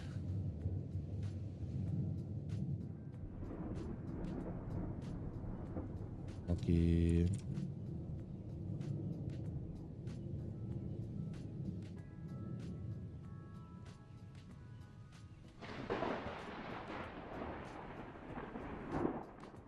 with a quick glance, glancing quickly at Taiga, who's still fighting Harmony. Lucky could tell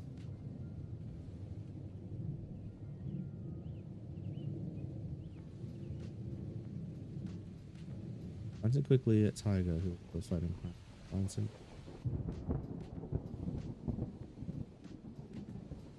Glancing quickly Taiga.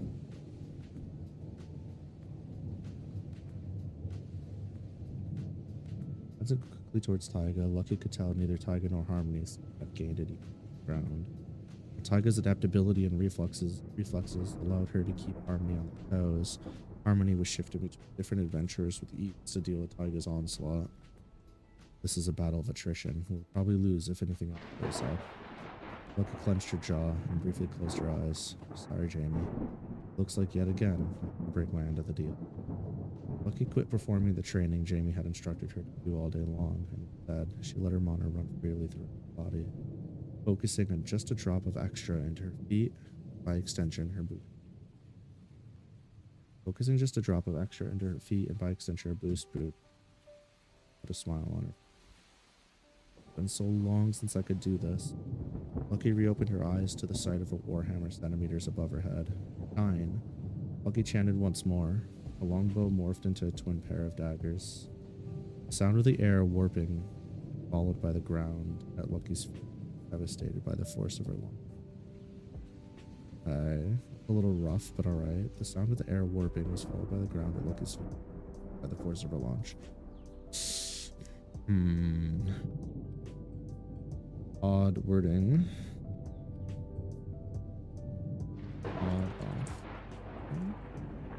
We'll come back to that. She managed to slip the hammer side of the mimic, run her blades through its legs, meticulously dicing up the weak points, caused the mimic to lose balance. The mimic screeched in pain as it started to morph into a more humanoid form. Before it could finish the process, Lucky had already boosted from behind and severed its head. Now before anything else happens, Lucky pivoted midair with their boost boats? Nice. Boots. Their boost boots.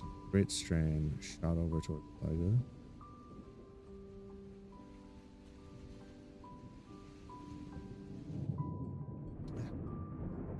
Lucky's daggers turned into a bow staff. Spinning the staff wildly, Lucky rotated her body mid-flight to gain a bit more momentum on her swing. Once she reached the dueling pair, Taiga ducked and Lucky drove the side of her staff's head towards Harmony. Harmony attempted to dodge, but while leaning back, Lucky connected with the tip of their chin. Too shallow. Lucky's muscles felt rigid as she flew a few meters by and dropped on her chest. Harmony's face flickered through a handful of familiar ones before they took on Nept's form. Harmony began flicking around an Ouroboros clone. Its lethal dual heads cleaved the ground and sliced through the air. Lucky struggled to get to her feet. Taiga had already launched a follow-up assault. Harmony couldn't see to get a read on Taiga as she aptly weaved back patterns of the fake Ouroboros. The wrong person to clone, Taiga yelled from directly beneath Harmony. How did you? Ugh. Harmony gasped for air as Taiga plunged her shield. But Harmony folded into themselves and morphed into a full-blown lichen. Light reddish-brown fur. It was nearly twice the size of Taiga, managed to land a solid strike on Taiga's sword arm with its paw. Taiga skidded across the rubble using her shield to minimize the damage she took, but wound up smacking the back of her head on a rock. Dazed, Taiga's arms fell from beneath her. She tried to get on her feet. Could have just run them through the sword. Maybe fast, but nobody can take a hit from this guy. Harmony approached Taiga. What the? Harmony's shock was warranted as a mysterious arm materialized from Taiga's big small bag and latched onto anything in the area to pull Taiga away from it. Harmony began running after her. Get back here, you!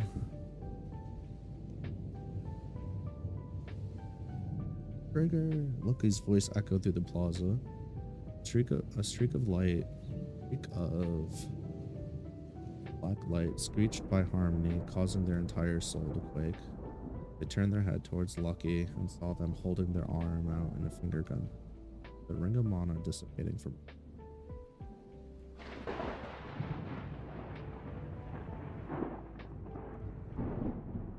Next time, I won't. Lucky's chest heaved in between her words. Yes. Harmony snapped back to Jamie's form and wore a cocky expression as he changed his direction towards Lucky. Talk a big game for someone so spent, Harmony pointed out, and Lucky sounded annoyed. I chose not to kill you. See for yourself.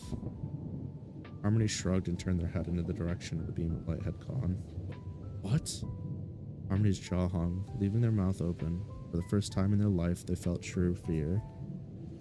Primal fear. Or where they had seen rubble and buildings, they could now only see emptiness. On the other side of the attack, destruction was everywhere. The entire path of the beam showed no trace of said destruction. Instead, in its place was a cutout in the ground and a blue hole in one of the buildings. No explosion. No mana resident. No heat or cold. What in calamity's good earth is this? Against Harmony's own will, took a step away from them. One step. Through Jamie's eyes, Lucky saw all he needed to know. I've never seen Jamie make that face. It's over, Harmony. Let us take you back home before it's too late. Breathing had begun to stabilize. I don't. Kaboom! Second explosion hit the towers. A second explosion blasted the two of them into the air. Before Lucky could even begin to free fall, Bobo had snatched her gently with her talons. Harmony was sent flying towards the arena and landed just a handful of meters outside of the demolished plaza. That's also fine. Like, what was I tripping for?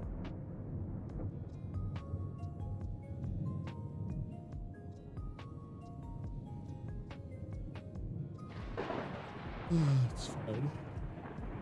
Tripping for nothing. Handful of meters outside the demolished plaza. Smoke and debris filled the air, but Lucky picked up on a new scent. Acidic fumes. Tried to peer through the smoke screen, but couldn't quite see the cause of the damage. Swinging back up onto Bobo, she changed her focus to look for Taiga. Vision began to blur a little, and she felt a strange warmth on the left side of her abdomen. Uh-oh.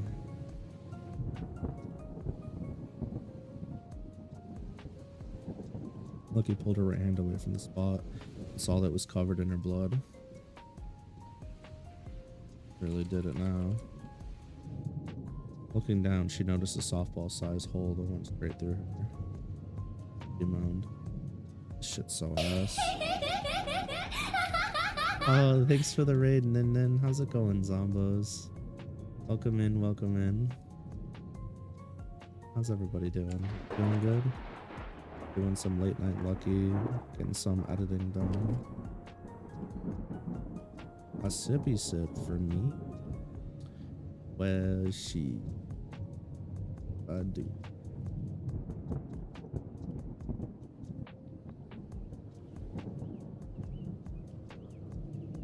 Just reminded me I need to fix something. Take me 2 seconds. Whoops. Oh.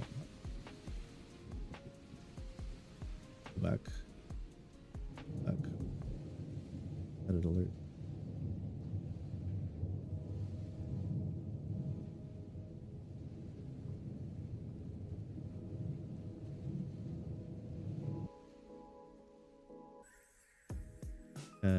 Which one? You broke Nin's chests? I'm sorry, what? Can't be doing that. They broke most of your chests? Oh no. That's on for it. I guess you got skilled by chat. I can close your... Maybe...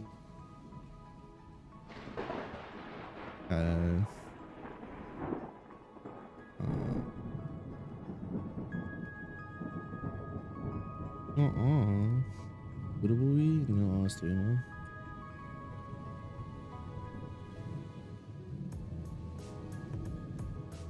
Shiba the Shiba ass. Gonna slide off Bobo, but he easily compensated to keep her upright. Sorry about that, Bobo. Must be hard flying with me right now. Let's find Taiga and get out of here. You got a ready to run, but enjoy the rest of your stream. No worries. Thanks for swinging by, Nin. I hope you have a good rest of your night. Thanks for the head pats. Bye bye. Find Taiga and get out of here. Bobo suddenly veered to the left, catching Lucky off guard. A ray of liquid showered the sky and then caused a chain reaction of mini explosions.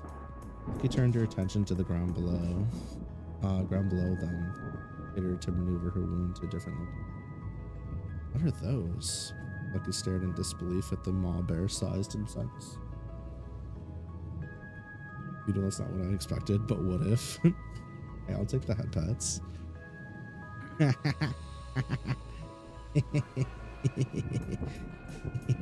Now I look how I should when it goes off. Yay. Yeah, those are my new expressions. The blush and the derpo. They're both pretty good. Yippee.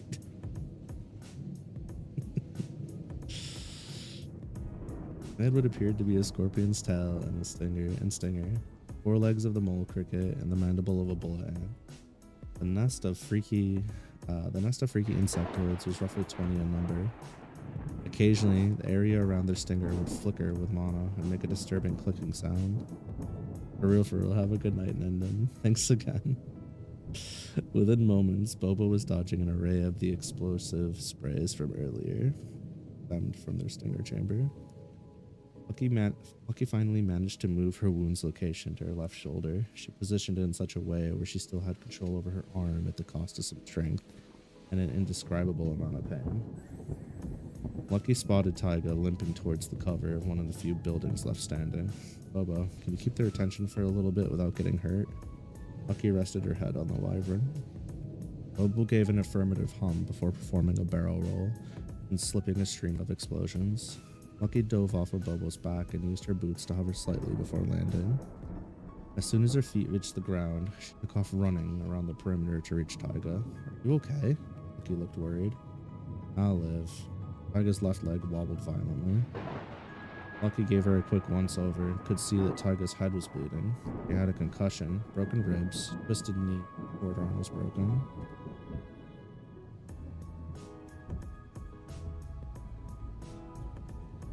Might not if we don't get out of it.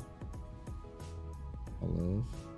I see. Might not if we don't get you out of here. Lucky looked around the corner at the nest of insects. Seriously, what are those things? Quiet down. I have a headache. Taiga pressed her fingers against her temples. Canis pinsectum. Not native to this region. That doesn't really answer my question, Lucky said dryly. Oh, please, be quiet. Bomber bugs are fine. They're a hybrid monstrosity created by the denizens of Bergen Snatch during one of the wars. Taiga winced. Harder than you look, so how do I kill it?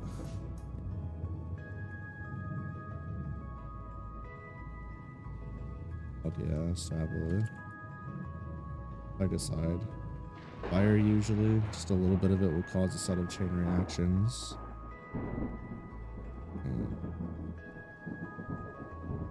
Set a chain explosion. This tends eradicate fire. Maybe. But if you don't have that, you can always target the glands on its back. One of the sections of its armor is softer than the rest. Cut through there and they usually die. Taiga coughed and fell to their rump. Alright, you stay here. Bobo's gonna get you. We'll deal with these bomber bugs. Lucky turned the corner but stopped when she saw Holly diving headfirst from the sky into the bomber bugs, towards the bomber bugs. Her body was engulfed in flames as she plummeted downward, frantically sprayed in her direction, but she managed to preemptively ignite and explode their streams before they could pose a threat. The bomber bugs began to scatter, but their demise was already written. This blazing inferno of... Holly's voice ricocheted through the area. Ba-boom! The deafening impact was quickly overshadowed by a shockwave of extreme temperature that knocked the bugs over and caused them to roll.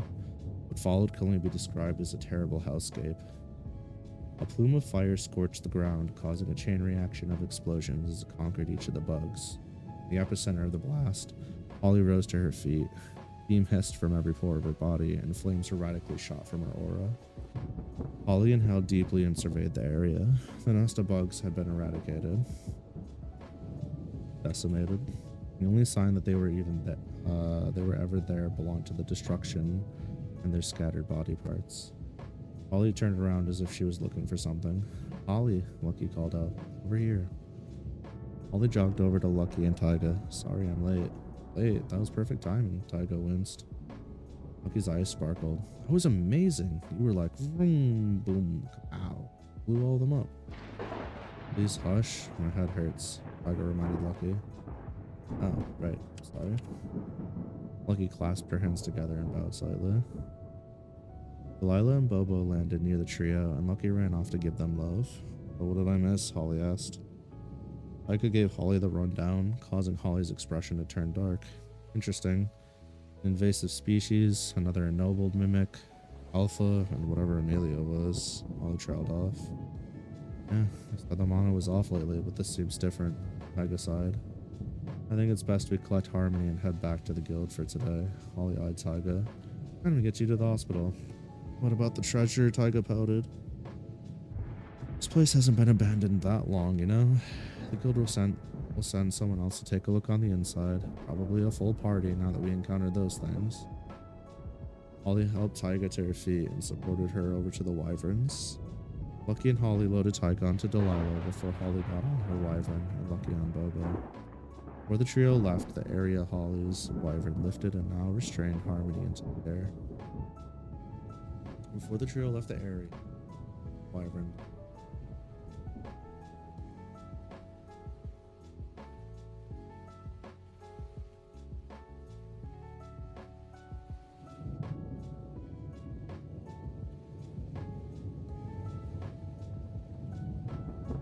and unconscious. Habiba. For a longer flight home, the group reached Aegis's northern drop-off. Holly had called for an enforcement team on their way back. They landed. A group of 7 armored adventurers hauled Harmony off to the Fool's Carol armory location. They landed. A group of 7 armored adventurers hauled Harmony. Their dust was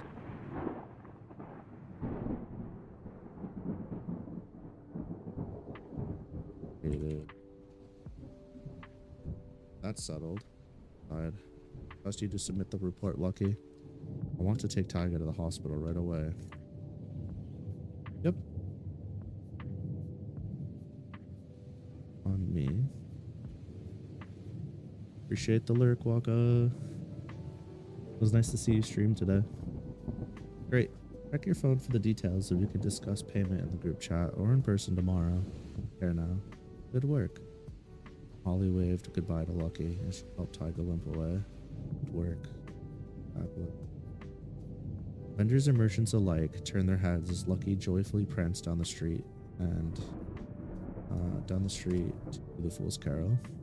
Upon returning, she was greeted by Carol first. Welcome back. Look, what happened to your shoulder? She shouted, scaring a nearby person. Lucky smiled sheepishly. I got caught. Yeah, I mean, if I'm home and I'm able to stop by or lurk, I always will. Option. Why didn't you go to the hospital? Carol guided Lucky out of the cafe and to the guild hall in the back. Carol slammed a metal box down on the table and opened its lock, revealing various medical supplies. What the heck am I even supposed to use on this? Let me help. Stella walked up from behind the pair. But, yeah, it's all my somewheres. Weird. Can we go somewhere more private? Stella held her arm awkwardly and moved away. Hi, Stella. Oh, hey, Stella. Sure, Carol said. What do you plan to do? Stella said quietly. The three walked over to Carol's office. It was a spacious place and neater than Lucky expected. Carol had various photo frames of a blonde elven woman with green eyes hung on her walls. She's beautiful, Lucky said plainly. I know, Carol blushed. Lucky sat down in the chair closest to the door, and Carol sat down in her personal chair on the opposite side of the desk. Stella hovered her hands over Lucky. I'd appreciate it if you kept this between us, Stella said. The two nodded in silent agreement. Okay, this won't feel great and it might start making you feel depressed or anxious. If it becomes too much, just let me know. I trust you, Stella. I have no idea what you're talking about. Lucky's tail wagged. So silly. Stella's voice couldn't hide her glee. Stella's hands gave off a green glow and emanated some heat outwards. Her eyes began to glow and her magical circuits appeared from her hands to her head. Something's not right, Stella said. This isn't a shoulder injury. Yeah, you're right. How did you know? Loki asked. Doesn't matter. Can you tell me where you actually got injured? I'll just show you. Lucky's skin skittered and the wound slowly moved downwards back down to her abdomen. Carol said, looking at Stella anxiously. This doesn't leave the room either, okay? Oh, definitely not, Stella confirmed. Moving her hands to the correct location, Stella attempted to heal Lucky once more. Lucky's skin began to cover the hole, that ran through her body. She felt a burning sensation, the feeling of her body ripping apart. Lucky clenched her jaw and balled her fists. After another minute of enduring the process, Stella sighed and crossed her arms. You're not supposed to get holes blown through you on your first quest, Stella scolded Lucky. And you should have gone to the hospital, Carol continued. Lucky looked between them and grinned. Thank you both for caring so much, but I'm okay. Bella healed me and Team Decima finished the mission. Everything worked out all right. Oh, I need to send this to you, Carol. Oh, I almost forgot. Send this to you, Carol. Lucky whipped out her phone and hovered it over a terminal on Carol's desk. A document full of information appeared on Carol's computer screen. Carol took a moment to review the document while Lucky leaned her head on Stella's shoulder, closing her eyes. Okay. I'll forward this to Vladimir and Jamie. I'm sure they'll want to read this report themselves, Carol said. Thank you for your assistance, Stella. Vladimir, Betty, and Jamie. Thank you for your assistance, Stella. Lucky, good job today. Why don't you call it a day? Jamie should be finishing up in a bit. Meantime, why don't you just relax?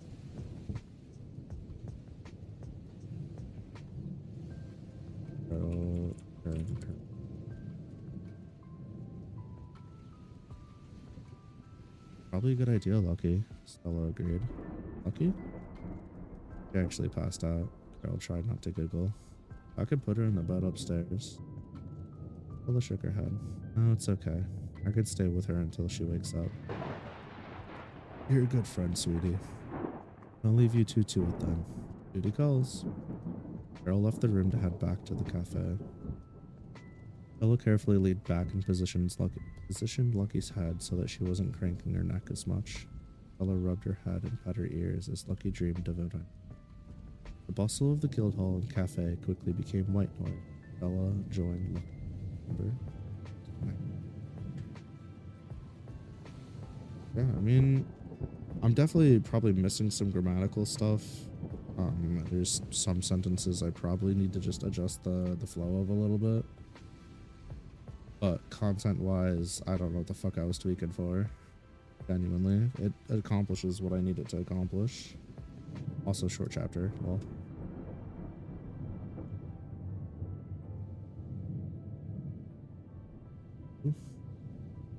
not so nice. Nice. Can't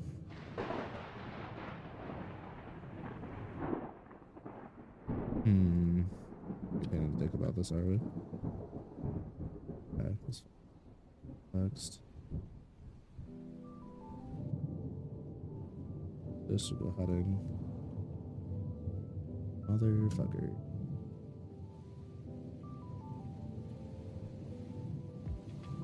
$40.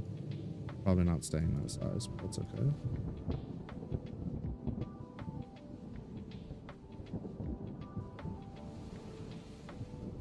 All right, chat room. Let's do this before I tackle the last chapter. Let's really quickly take like a 10-minute intermission. And then I will return. I will return later. 5 p.m. PST. Yes. And message. Fine. Okay, I'll be right back, guys. Behave yourselves. I just gotta give my eyes a break, fill my water and whatnot. We'll continue.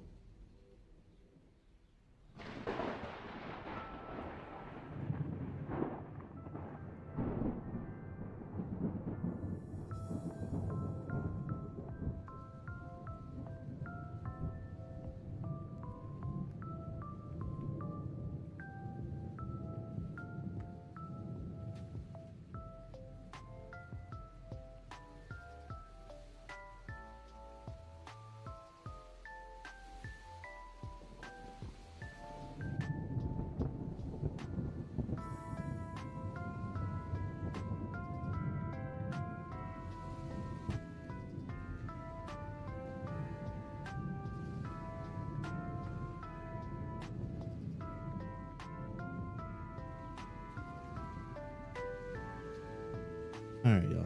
I'm back.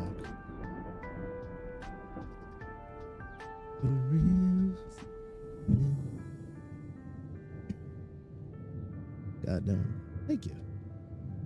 Remember this Ultimate Muscle? It was a lot of fun. You and your sister used to play it as kids? Really? Kind of hype. People could say what they want about Ultimate Muscle, but it was like, from what I've experienced so far with it, it was just like a good, fun, over the top, really cartoon vibes, but for anime. Hi, Tasso, thank you. Yep, GameCube. What Tasso said. Yeah, this feels kind of unreal. I was expecting to like get like basically have like 2 chapters left by the end of stream. And here we are. Okay. Well, chapter 13. The promise of a good fight. This is it. This is it, guys. Scent of baked goods wafted through the air. Lucky's nose twitched and she let out a big yawn. Stretching caused her legs to vibrate and her tails all the way up to her ears. That's not right. Stretching caused her legs to vibrate, then her tails all the way up to her ears. I see. Felt something soft on the back of her head. She tilted her head back to look up, to which she was greeted with Stella's smiling face. Close to finishing first draft. Yeah. It's first edit's almost done, which is nice. And then I'll send this to an editor and probably do a once over after that. We call it good. It'll be a good time. This probably realistically should have been done a long time ago, but I didn't do a whole lot of writing off stream, and since I was only writing on stream, it took a bit longer. But the second one should be finished much faster than this one was. And also, thank you. Meowing, Stella. Lucky on again. I'll keep that meowing. No morning to you, even if it's not morning. Stella giggled. Lucky rotated and buried her head into Stella's tummy. Stella raised her arms and waited for Lucky to get comfortable again before placing them back down on her. Glad it's almost done. No time like the present. Same. Really happy of how this one turned out. This actually, unironically, this might be a contender with Aldust Vanguard for my strongest one yet. I don't know which one's better as far as like overall entertainment value. Stella rode Lucky's head. Still tired? Lucky's tail's wagged. Nope. Nope, just wanted to lay here for a bit. You've wasted enough of her time. Jimmy popped into the doorway of Carol's office. You know just how late it is? You, Jamie. Lucky hit her face. Uh-huh. Stella, while I appreciate you being there for her, please don't encourage this bum, Jamie teased. Stella scratched at her cheek. Scratched her cheek. I'll try not to. Oh, I get it saying this? Lucky asked sleepily. Yeah, you could say whatever you want. Let me put in some earplugs first. Jamie nudged Lucky. For real though, we should walk Stella home and get going. I'd like to catch Uncle's stream before it's over. Already have a VOD to get caught up on. Stella's ears turned to embers. Oh yeah, Uncle's stream, I forgot. I noticed you were a fan too, Jamie smiled. She's the best, isn't she? Lucky sat up quickly. Quickly sat up. Made direct eye contact with Stella. Yeah, she is. She's good at video games and a sweetheart. She's so cool. How would you know? She's a sweetheart.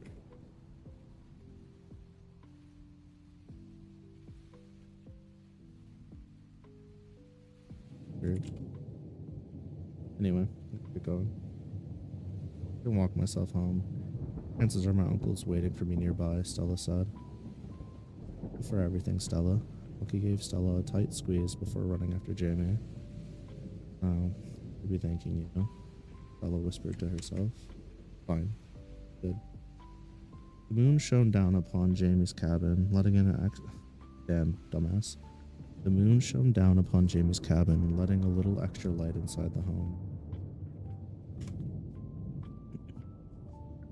Lucky and Jamie were working together on making brownies with chocolate and peanut butter. I had Uncle Stream playing on the living room TV. I had an upbeat starting soon. Not sure how to say this, so I'm gonna take a crack at it. Jamie sighed. Lucky tilted her head as she watched Jamie throw the glass pan of brownies into the oven. What you did today was incredibly stupid, even for you.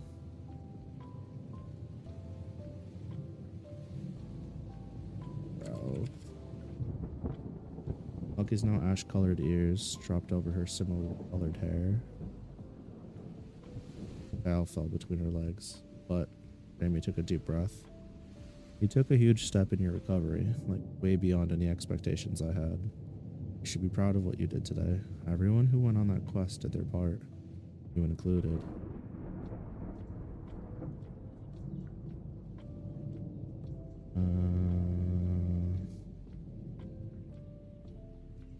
I'm sure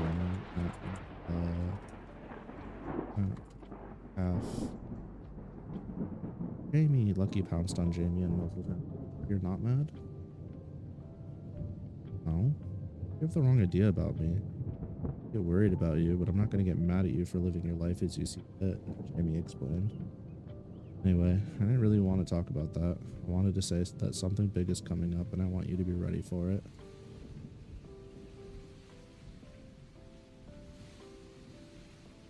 Lucky started licking the batter off the spatula. Shut up. Remember the exhibition that Pops and Gun you settled on?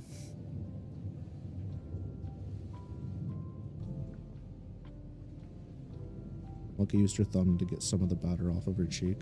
What about it? Long story short, the round table authorized everything. The time, date, teams, and location were all given the go-ahead. It's great news. Lucky's tail wagged. Yes, but you're being required to fight, Jamie sighed. Okay, if you just surrender, though. Really? Lucky seemed stunned. Yeah, sorry, I couldn't stop it from. That's great news. Train even harder now. Lucky's enthusiasm didn't surprise Jamie in the slightest. Starting tomorrow, we begin your training in earnest. We're prepared to go through hell and back. We have a month, so we need to make it count. Lucky nodded. And I hate to ask this of you. No more quests until the exhibition's over. I Lucky doubted. Strategy. Trust me, it'll be worth it.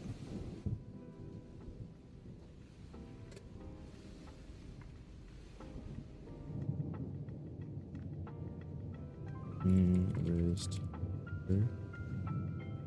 Lucky leaned in. How so? Everyone will be fighting with points assigned to their rank. You beat someone higher than you and get even more points than the worth, Jamie explained. Oh, okay. Not gonna worry about all that though. I just want to fight in the big old Coliseum. Should have seen it. It was massive. Lucky spread her arms out as wide as she could. Oh wait, Lucky shouted. Jamie jumped but regained his composure quickly. What? Ollie, the guy you fought a while back showed up and then... Yeah, I know, everything's fine. A lot of strange stuff has been happening lately. Jamie eyed Lucky. But Chuck, Ollie's dad, was okay. They went home together without incident. The man who attacked them was questioned, but he seems to be very confused. He opened her mouth like she was going to say something, but got distracted by Uncle greeting her stream. Anko's finally starting. Lucky leapt over the couch and sat crisscrossed, listening to Anko talk about her day. Jamie joined her moments later, played with his hair. Hey, Lucky. Jamie's voice seemed off. What's up? Do you think we could ever have a proper relationship? Like, be partners? Jamie looked at Lucky. Lucky froze and didn't dare to look away from the TV. Let me rephrase this. Will you be with me? Jamie continued looking at her. Lucky grabbed the remote and paused the stream before turning to Jamie. Will I be with you? Yeah. Not right now. One day, if we both live to see that day. Lucky's voice was heavy as she looked outside the windows. I love it here, but one day I'll have to leave and return home. Kinda figured, Jamie leaned back. When you get your strength back, right? Lucky shook her head. No, I need more than that. Wasn't enough last time. I was lucky to escape with my life. A bit of a difference, huh? What if I had faced off against whatever it was? Jamie asked. Surely Luke. Longer. You know, you started getting your powers back. You've gotten a little cocky, Jamie teased. Lucky giggled. Well, you aren't wrong. I specifically chose my speech patterns and forms so you wouldn't kill me. I'm not as sweet or as defenseless as I made everyone believe. Lucky's voice was smooth but serious. Oh wow, I haven't heard you talk like that since you tried to kill me, Jamie grinned. Lucky hung her head. I really do like you, and I don't want to leave. But for the sake of our sanity, let's not get too attached. You may talk like you're smarter now, but damn, you're dumb, Jamie chuckled. Don't get too attached, she says. What's so funny? I have a feeling we'll be together for a long time. Regardless if we're together or not. Jamie covered his mouth. Lucky turned her attention back to the TV. Anko was playing some kind of puzzle game with slimes. Oh, looks like she's losing. Lucky raised her eyebrows. Can you at least promise me this? No more pretending.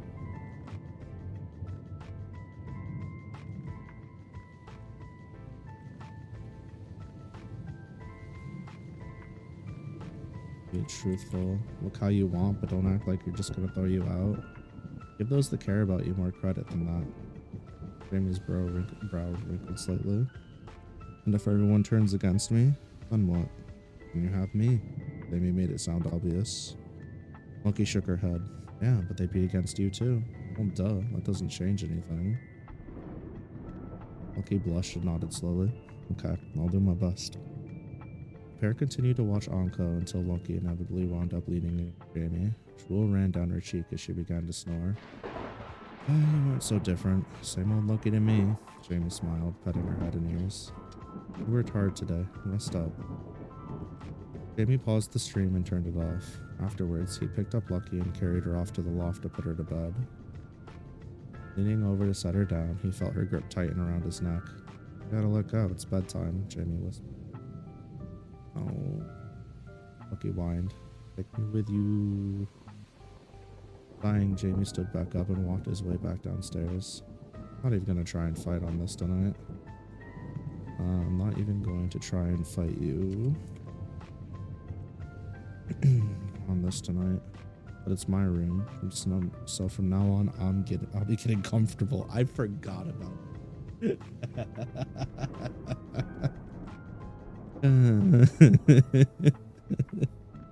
Jamie navigated the hall with ease and placed Lucky gently down on what had become her side of the bed. Jamie covered her up and placed her phone on the nightstand.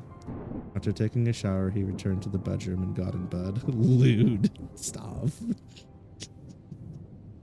While Lucky and Jamie drifted to their dreams, a rainstorm began pitter-pattering on the cabin.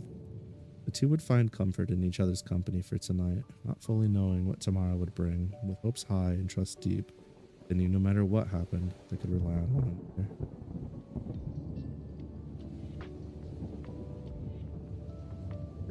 Can.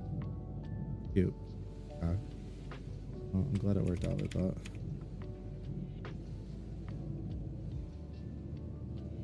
Or the ending. I'll have to change nearly as much as I thought I would have to. Not complaining. Not complaining.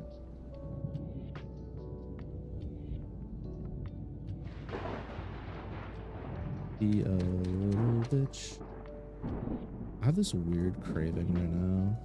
I'm not gonna do anything about it, but damn. sure to be fucking me up good. Problem is, like, even if I had it, I probably wouldn't eat because my stomach hurts.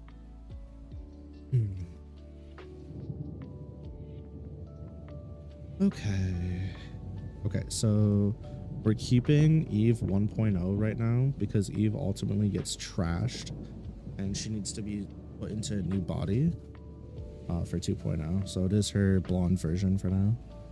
Short blonde woman stood with her hood drawn up. Damn, fuck. Short blonde woman stood with her hood down in the rain. Her amber eyes sparkled in the darkness. She stood over a kneeling man. I swear I don't know what you're talking about. I think that's where he's lucky. The crack of lightning, the man had a searing hole straight through his head. A monotone voice cut through the rain. Another man leapt from the buses behind. From the buses? Damn, that should be bushing. Another man leapt from the bushes behind her, screaming with rage. Drawing his sword, he tried to stab her with a quick, but with a quick slide to the left, she grabbed him by his face and raised him into the air. The man flew out in the air as the woman slowly tightened her grip on his skull until it popped into a mist of blood. The woman continued walking forward across the treacherous mountain pass. In the distance, she spotted a giant circular structure made of rock with demolished buildings nearby. Spark shot from her hand as she pressed onward. I think that's lucky. Where are you? Okay. Yeah. Wasn't meant to be super long, just here. Very nice. So I had to change the stuff. Jam and Sim. We already did all this. Glossary. I gotta fill this out at some point. I don't particularly want to do the glossary right now, if I'm being real with you. Yeah, I'm not really in the mood to do the glossary at this point in time, but congratulations. We have finished. We have finished. We have finished. It's done. It's over. All that's left now is to be less of a bitch and start the next chapter. Needs to be spectral, by the way. The doing aerial? No, it's doing special still. Okay. Oh, nice.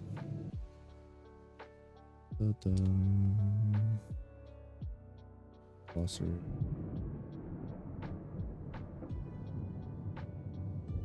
Yeah, okay. I'm gonna fix this after glossary is done.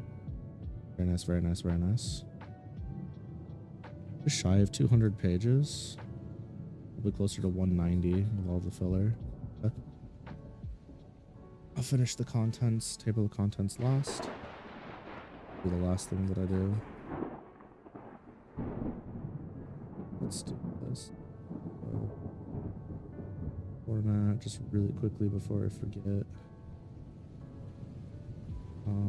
Find and replace. Find 1, 2, 3. Replace it with 1, 2, 5. Official. It's not gonna work. Never mind. Okay. Oh, that's book 1, y'all. Back to book 2. Okay.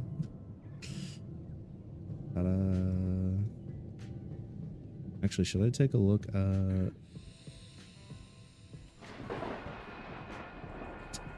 Congrats, thank you.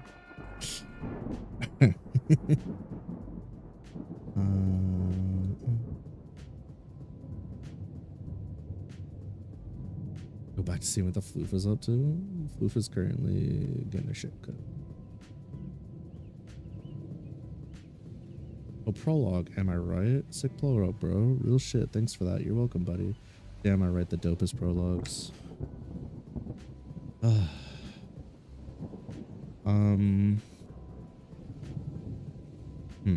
Okay. Alright, let's just read this so I know what the fuck I'm doing.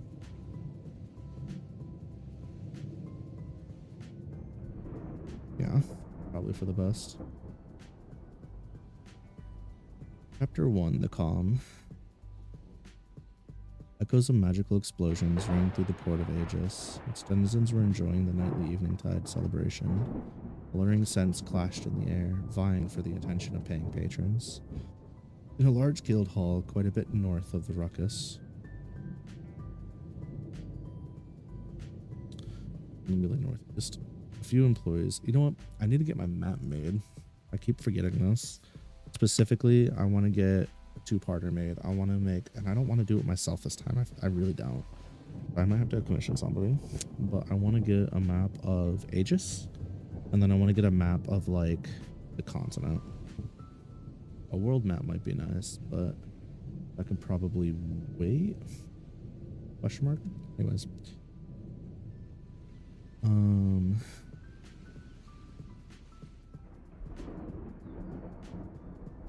In a large guild hall, quite a bit north of the ruckus, a few employees of the Fool's Carol local guild were ending their shifts.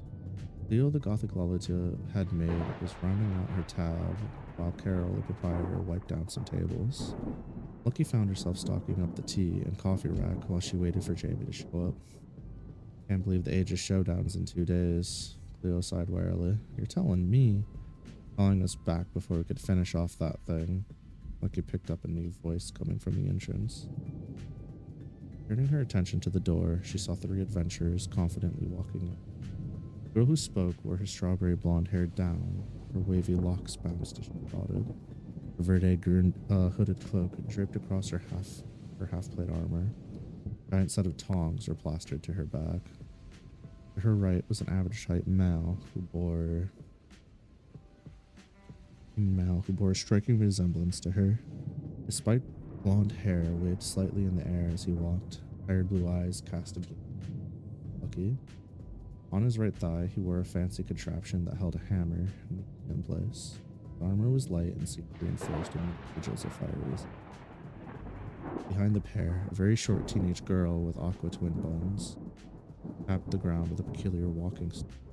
He wore a striking set of hide armor patched together from the parts of a slain harbinger dragon. A fancy black piece of fabric was tied around her head, covering her eyes.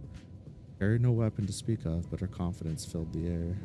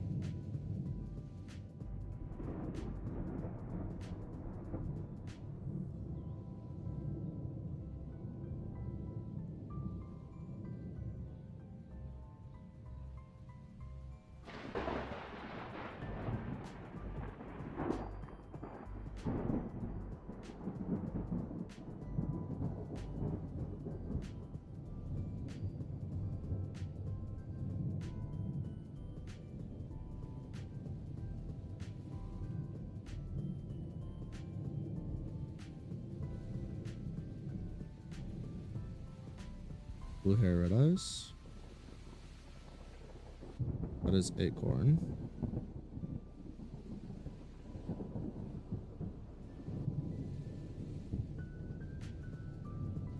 Yeah, that's straight up murder.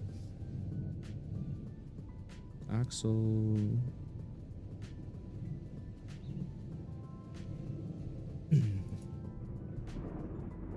Sworn I wrote more here, but okay.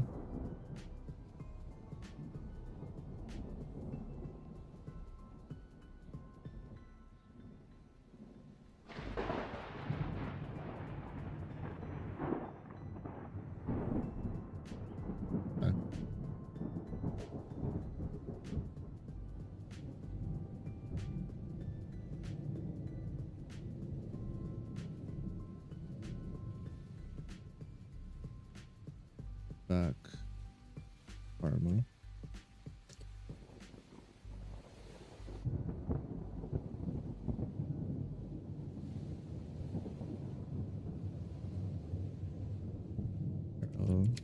Rust. Less. So cooks. Cleared the lurk, Alice.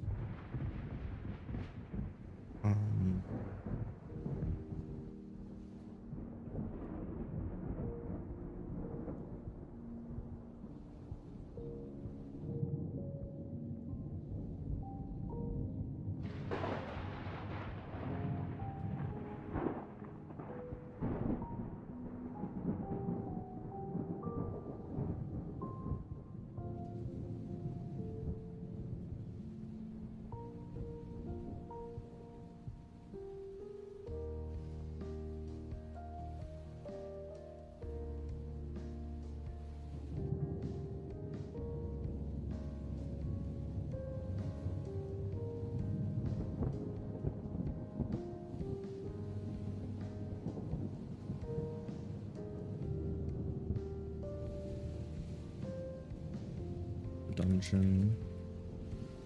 Any issues? Problems?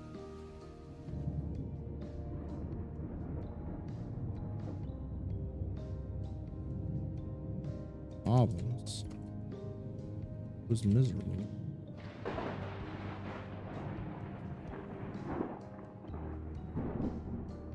The he, right?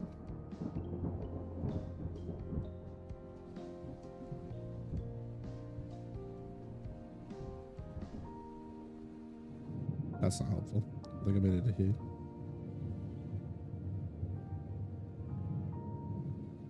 Cool.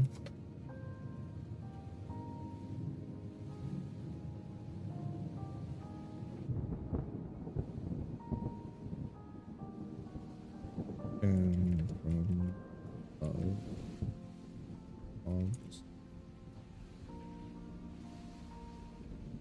Closest light I've ever had was a familiar fairy with blue hair and red eyes. Dark wings fluttered rapidly.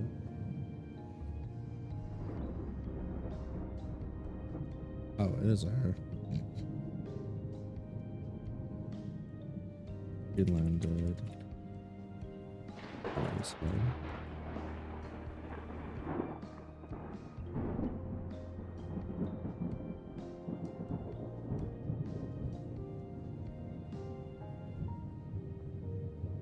Acorn. Oops. Wasn't that bad. There we go.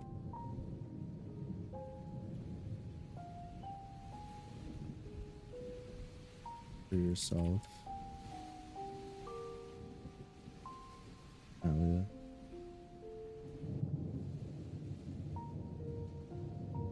Bad.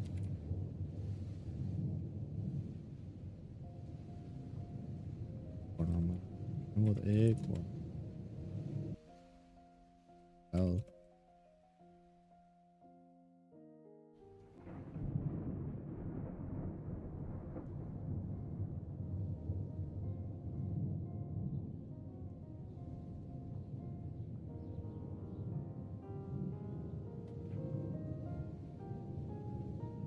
On the side.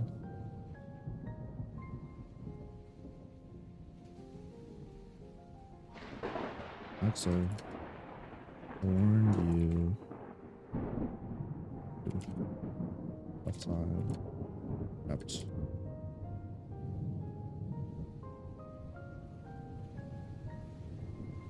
Ah. Not artists.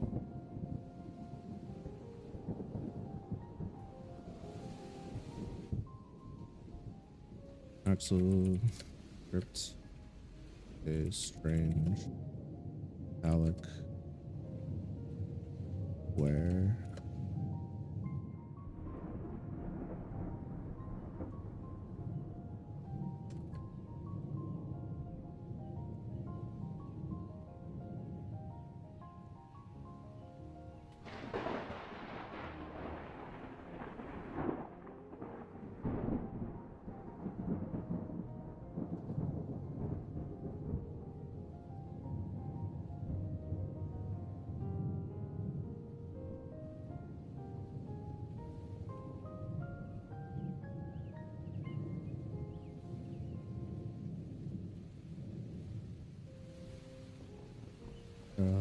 Like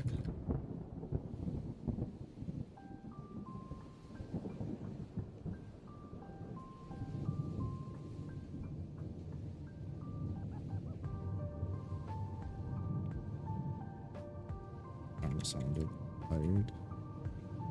Karma's voice dragged. How's April Fool? It's been good. I've been really fortunate that I haven't had to deal with any of the typical April Fool stuff I like to avoid. Thanks for asking. How about you?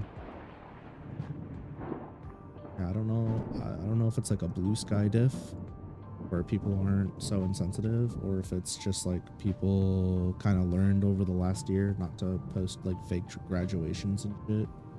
But April Fool's has been way tamer and very nice. You haven't gotten pranked that much? Well, that's good. Yeah, I don't think I got pranked at all, which is nice.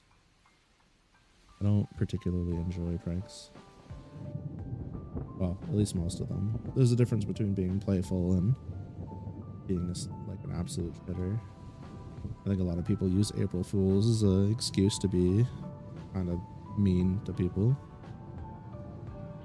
I just have a bad experience with pranks as a whole, where people thought they were being funny, but they wound up doing really hurtful shit. I don't particularly like it.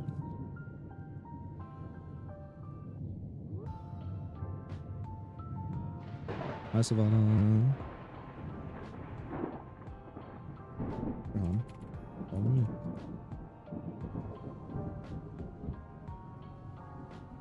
New? Well, welcome in. Get cozy.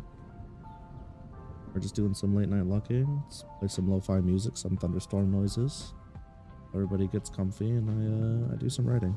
Or, you know, you do your work or writing alongside me, whatever you need to do.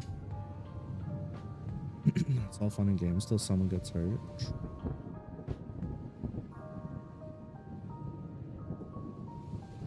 I don't know. I just feel like people tend to hide behind the guise of, it was just a prank, I was just having fun. Like, yeah, but you knew I didn't like the thing, so why'd you do it? Oh, my icon. Krma. Loft. Group.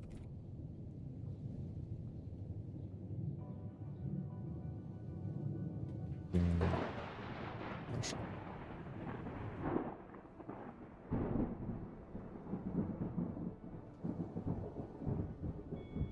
Oh, the margins are different. That's why. I was wondering what happened. It's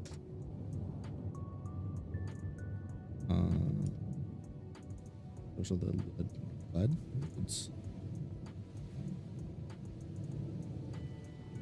Carol and Krma left the growing group and disappeared beyond the threshold that leads.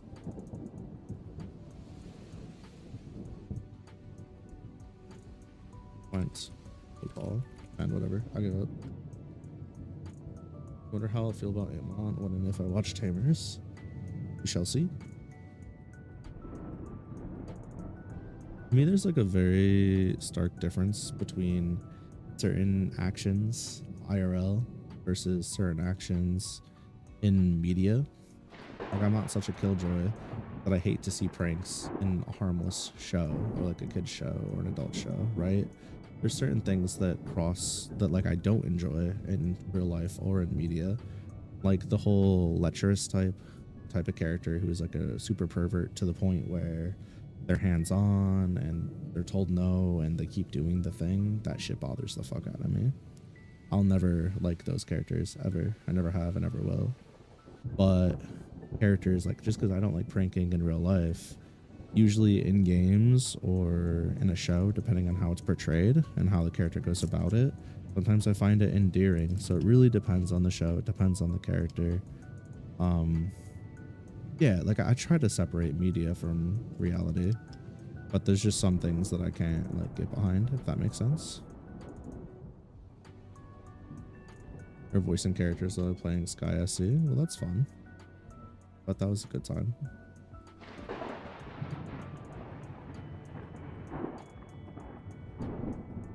Remembered, I gotta reach out to somebody. That's fine.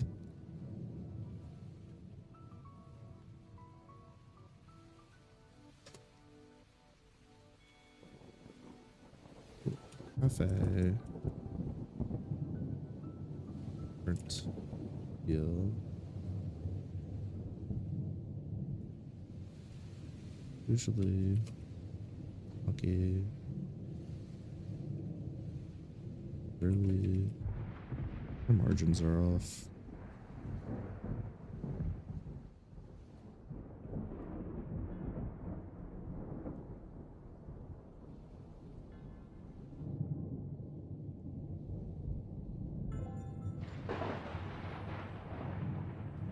Okay.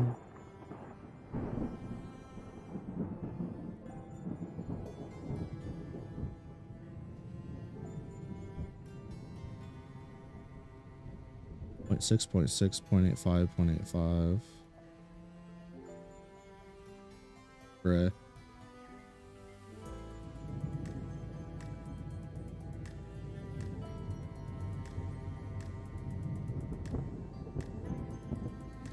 I think we did this already at some point.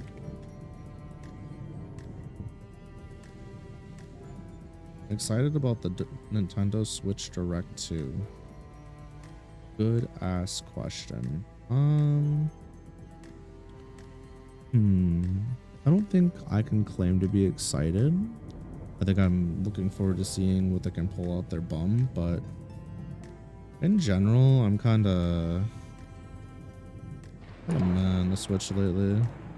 Nintendo doesn't really make reliable hardware anymore, it feels like. There's just too many issues with their main consoles. Basically since the Wii and Wii U, I feel like. I mean, the 3DS and DS were solid. All their handhelds were solid. But even if they really upgrade the Switch 2, I'm kind of like, eh. I look like a Nintendo Switch colors. I was waiting for somebody to say that at some point. That's not an entirely surprising take. I see it. I get it. I totally get it. Okay. Okay.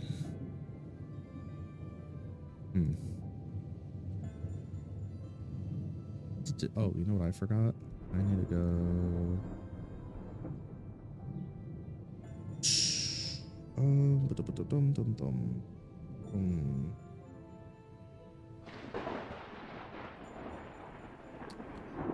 And I can't remember. I thought it was under formatting. There it is. Papers. Before I forget, format. Line and then 5.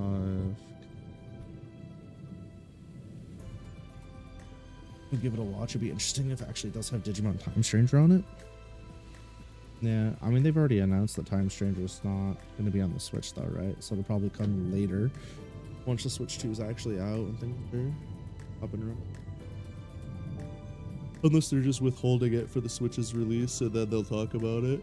And they'll say, oh yeah, by the way, it's also coming to Switch. Switch 2, I mean. I'm still going to watch the Direct. I'm just not like overly hyped for it or anything. I'm assuming they're going to show off the Switch 2 and then show off some like launch titles. My assumption. Zelda and Splatoon. I'm getting tired of Splatoon because it hasn't changed for 3 years. Fair. That's understandable. Got something in my rota. Speaking of things changing. My punishment for dying in Mega Man Legends, the singular time I've died. It's a Betsumon, but lucky, not wonderful. And this just peak art. Yep. It's pretty. Oh, you can't even see it. Never mind. That's funny. Very funny. Okay, there you go. I can see it. That's lucky Betsumon. Yep. Very cool. Very cool stuff. Truly a work of art. Peak fiction. This one hurt my feelings making it. Oh bad. Anyhow. So bye-bye. Bye-bye.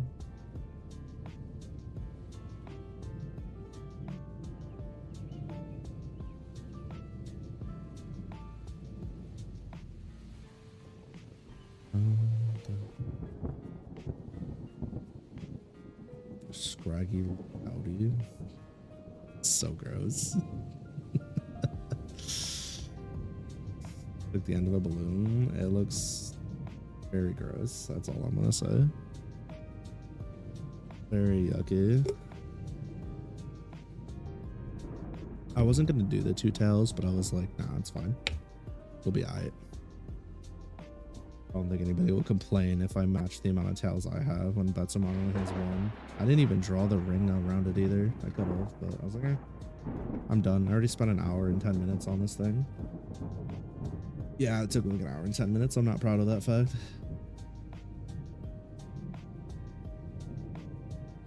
Carolyn Krma. Oh.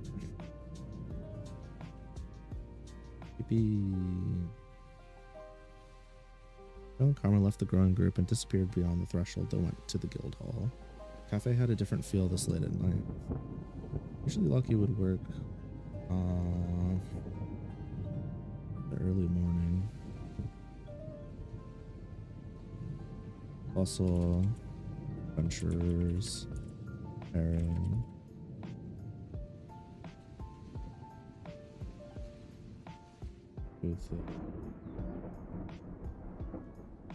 Also, adventurers preparing for their day.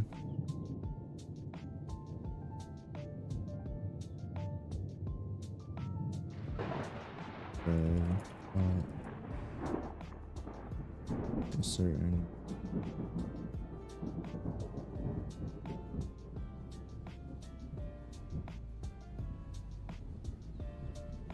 Chaotic.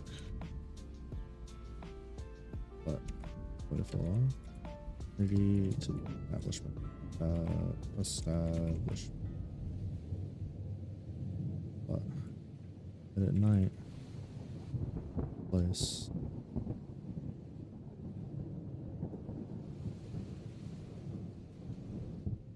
More? What the fuck am I doing?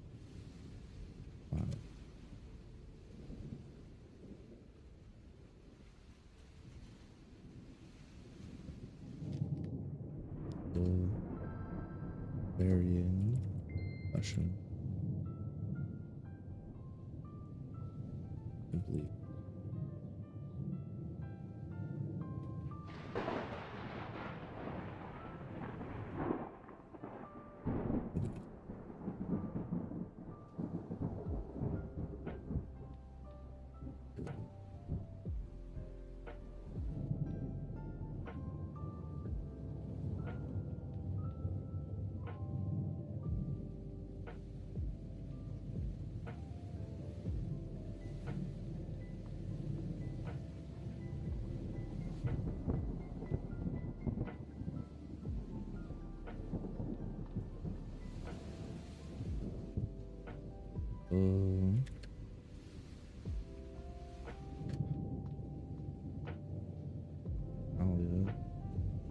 Approach. Counter. And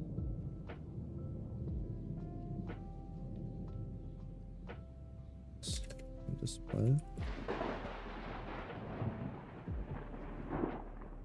Well, Axel was more of a like really good at what he does, but simply just doesn't want it, right? Alia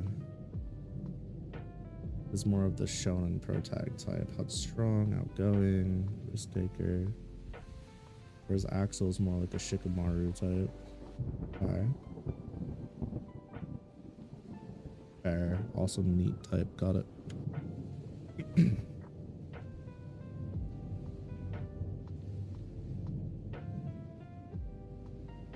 Play.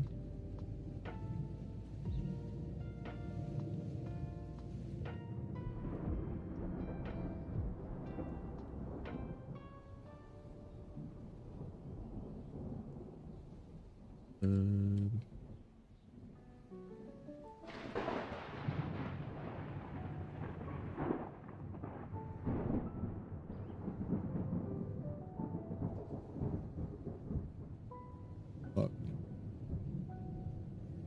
Hey, shit asses.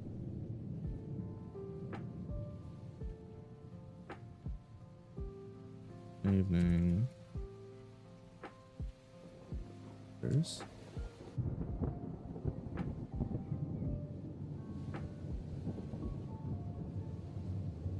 my eyes best. Our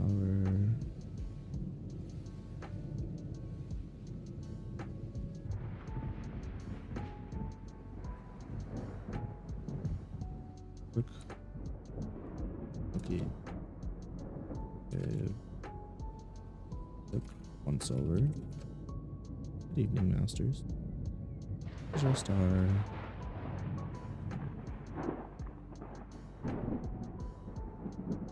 Minus to put in axle.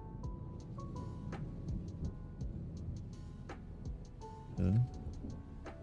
About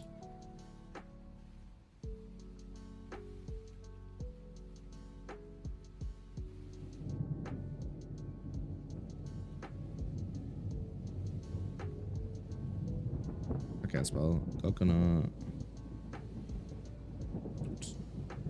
That's log.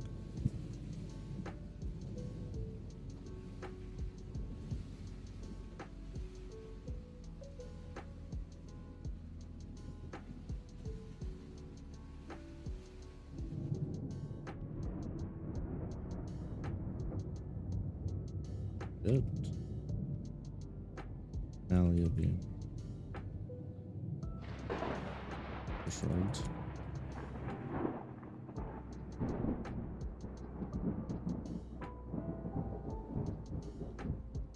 Sounds good. Do this.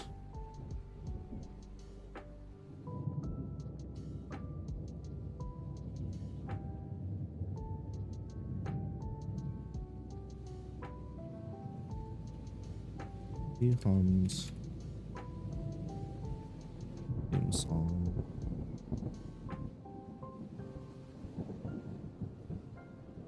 Grabbed.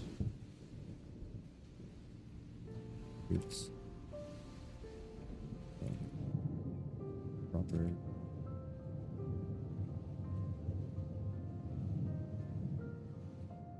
Siblings found. Divide.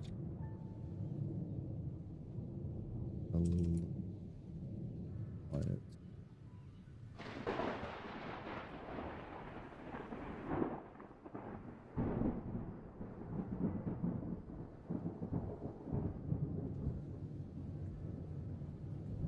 Oof.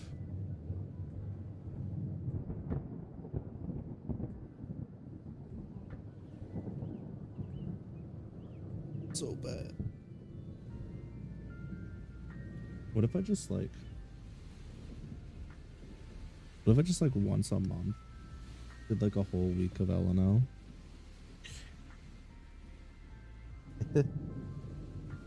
That'd be bad. Question is, would I want to kick off the month or end like that?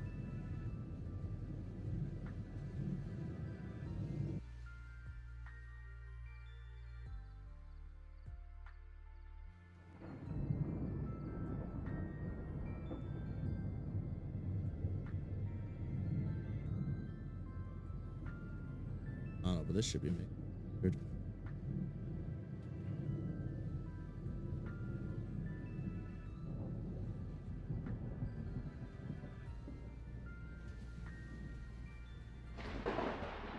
Weird.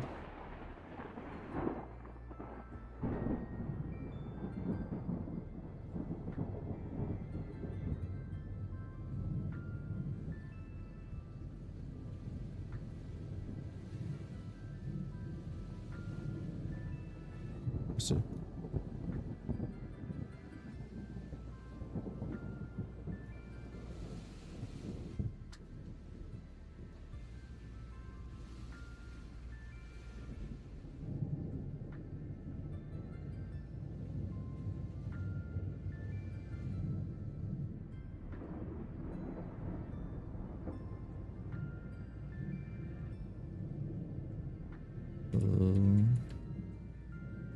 There's there a new Google Doc link for the second volume. Sure.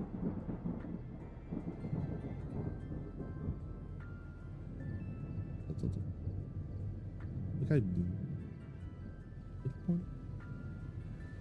I'm actually both. Is it? Nope. I thought about doing it. Oh shit, did I? Wait. Does this open the right thing? It does. Ah, holy shit. Look at me being on top of stuff. Hey, yo. Wait, I'm kind of good at this thing. Hold on. I didn't update my title though. It's okay. Damn, that's crazy. Fuck. I never.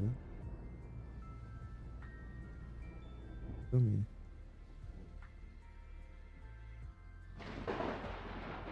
That's not what I wanted. Okay.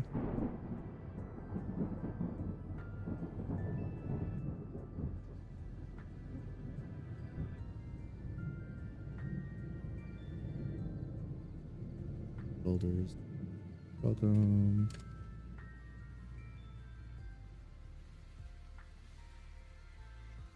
Once.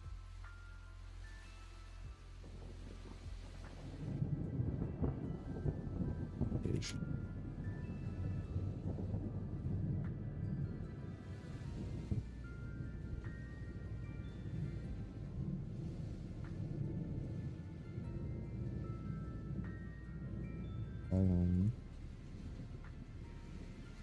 Number. Oh.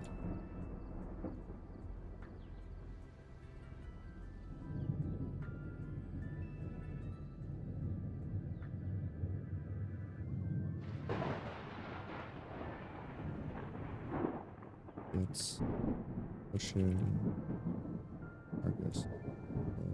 Fired.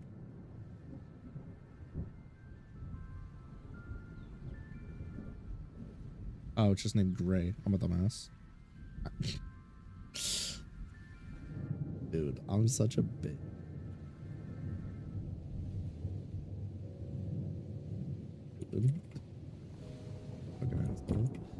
Okay, well, makes sense.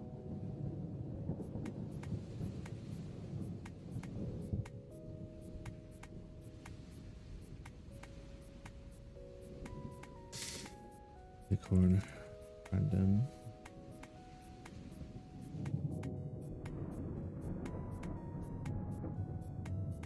Flared. Mary? How I've been spelling it? I don't know how I've been spelling it. The fuck did I spell it? Dun, dun.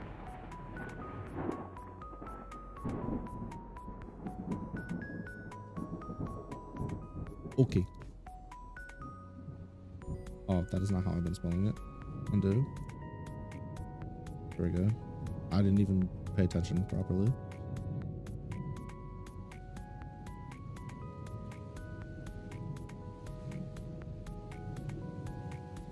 I've had to listen here. List again. For fire on.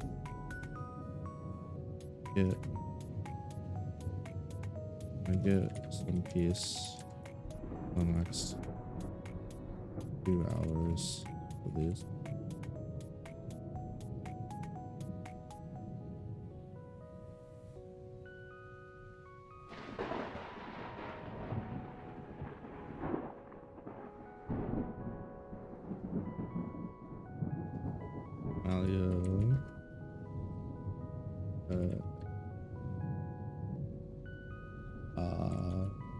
Back.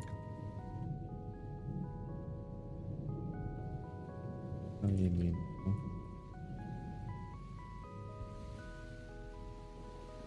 Brother. Alright, you for this. I don't know.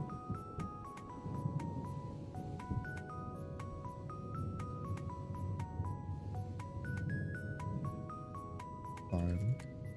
I don't see any friends. There's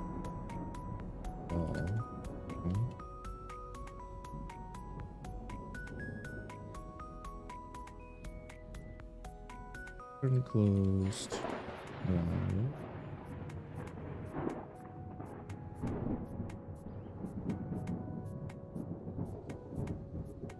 Body produced articles.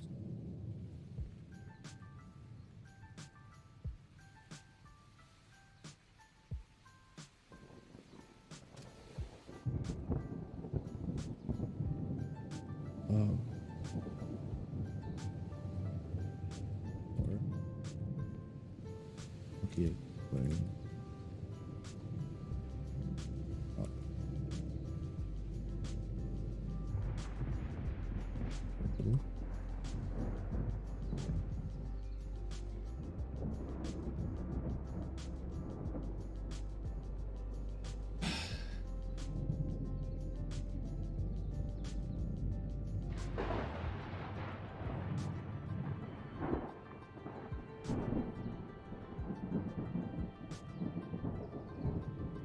Understandable.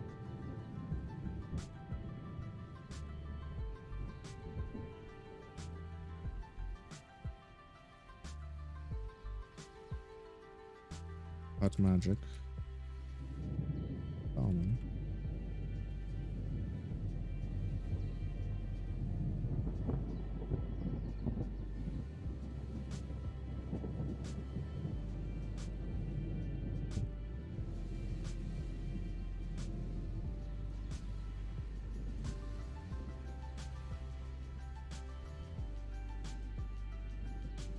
Ask me about it sometime.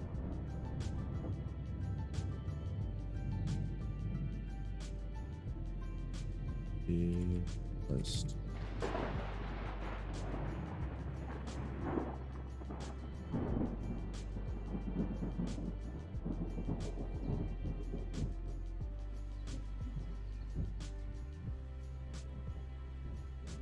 Alia and got to her feet.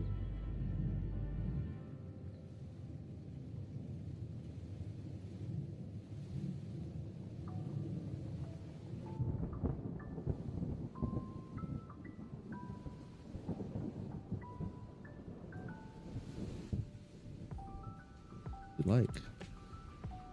You have a girlfriend?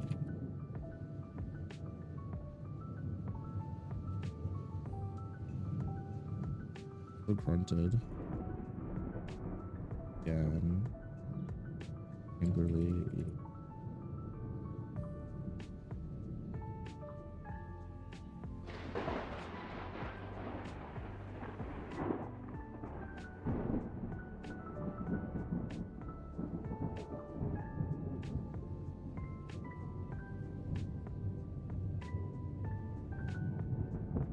All right, chat. Let's see about who raged out. I just don't want that. It's all good though. I gotta let that. Who's doing what, y'all?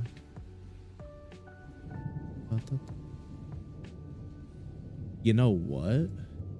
This is quite the change from what we're doing, but let's raid somebody I've never been able to raid before. Sounds good to me.